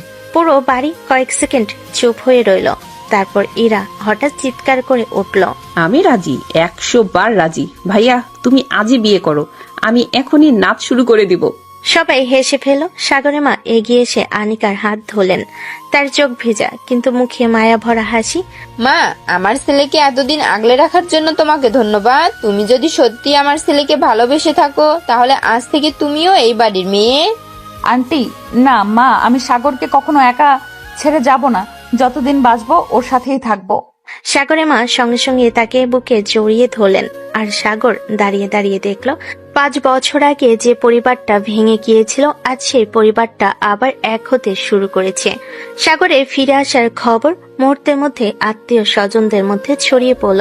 যে বাড়িটা এতদিন নীরব ছিল, আজ সেখানে উৎসবের আমেজ। এরা তো আনন্দে একেবারে পাগল হয়ে গেল। আমি কিছু শুনতে চাই না। 5 বছর পরে আমার ভাইয়া ফিরে এসেছে, আজই বিয়ে হবে। এতদিনের সব দুঃখের পর আজ আমাদের বাড়িতে শুধু আনন্দ হবে। মেয়েটাও তো আমাদের খুব পছন্দ হয়েছে, আর দেরি করার কি আছে? ঠিকই বলেছো, আল্লাহ এতদিন পর আমাদের ঘরে সুখ ফিরিয়ে দিয়েছেন, আমরা আর দেরি করব না। আনিকা লজ্জায় মাথা নিচু করে বসে আছে। সাগর তার দিকে তাকিয়ে মুচকি হাসলো। কি ম্যাডাম, এতদিন আমাকে অপেক্ষা করিয়েছো, এখন কি বলো? আমি তো শুধু ভেবে দেখছিলাম, সিদ্ধান্ত তো অনেক আগেই নিয়ে ফেলেছিলাম। তাহলে আমাকে জ্বালিয়েছিলে? একটু না, অনেক। উফ, তোমরা এখন থেকেই শুরু করে দিয়েছো, আগে বিয়েটা হোক। সবাই হেসে উঠল। সন্ধ্যা গড়িয়ে রাত। বাড়িটা আলোয় ঝলমল করছে। আত্মীয় স্বজন, প্রতিবেশী, পরিচিত মানুষের পুরো বাড়ি ভরে গেছে। অনেকেই সাগরকে দেখে আবেগে কেঁদে ফেলছে। যারা একসময় সন্দেহ করেছিল, তারাও আজ মাথা নিচু করে আছে, কারণ সত্য প্রকাশ পেয়েছে। আর সাগর আজ মাথা উঁচু করে দাঁড়িয়ে আছে। কাদের সাহেব এসে বসলেন। সবাইকে ডাকা হলো। আনিকা লাল শাড়ি পরে বসে আছে। লজ্জায় তার মুখ লাল হয়ে আছে। এরা বারবার এসে খোঁচা মারছে। ভাবি, এখনো সময় আছে, পালিয়ে যাবে নাকি? তোমার ভাইকে আমার মতো আর কে সামলাবে বলো? তাই আমাকেই করতে হবে। ওহ, বিয়ের আগেই জবাব দিতে শিখে গেছেন। ওদিকে সাগরও বসে আছে। তার মুখে আজ অনেকদিন পর সত্যিকারের শান্তি। সাগর চৌধুরী, আপনি কি অনিকা রহমানকে বিবাহ করতে রাজি আছেন? জি, আমি রাজি আছি। আলহামদুলিল্লাহ, আমি রাজি আছি। তৃতীয়বারও একই উত্তর। এইদিকে আনিকাও মৃদু কণ্ঠে সম্মতি দিল। কিছুক্ষণ পর কাজী সাহেব হাসি মুখে ঘোষণা করলেন, আলহামদুলিল্লাহ, আজ থেকে আপনারা স্বামী স্ত্রী। পুরো বাড়ি হাততালি আর আনন্দে ভরে গেল। এরা চিৎকার করে উঠল, ইয়ে, অবশেষে আমার ভাইয়ের বিয়ে হয়ে গেল। রাত গভীর। সব আনুষ্ঠানিকতা শেষ। অতিথিরা ধীরে ধীরে বিদায় নিয়েছে। ফুল দিয়ে সাজানো ঘরে বসে আছে আনিকা। তার বুকের ভেতর হালকা কাঁপুনি কাজ করছে। কিছুক্ষণ পর দরজা খুলে ভেতরে ঢুকলো সাগর।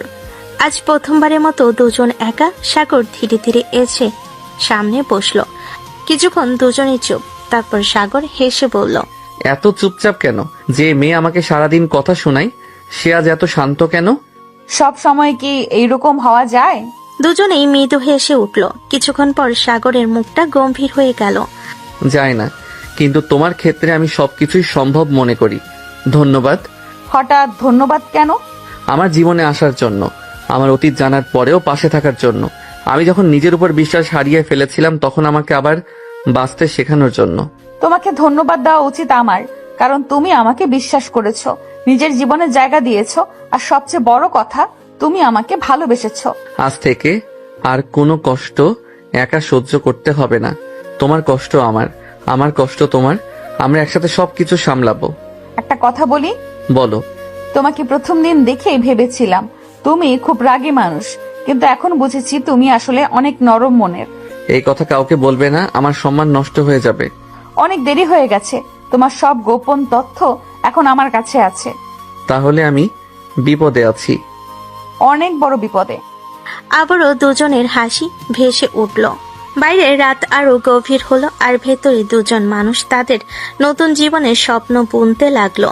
একটা জীবন যেখানে আর কোনো মিথ্যা অপবাদ নেই, কোনো অন্ধকার অতীত নেই, আছে শুধু বিশ্বাস, ভালোবাসা আর একসাথে পথ চলার প্রতিশ্রুতি।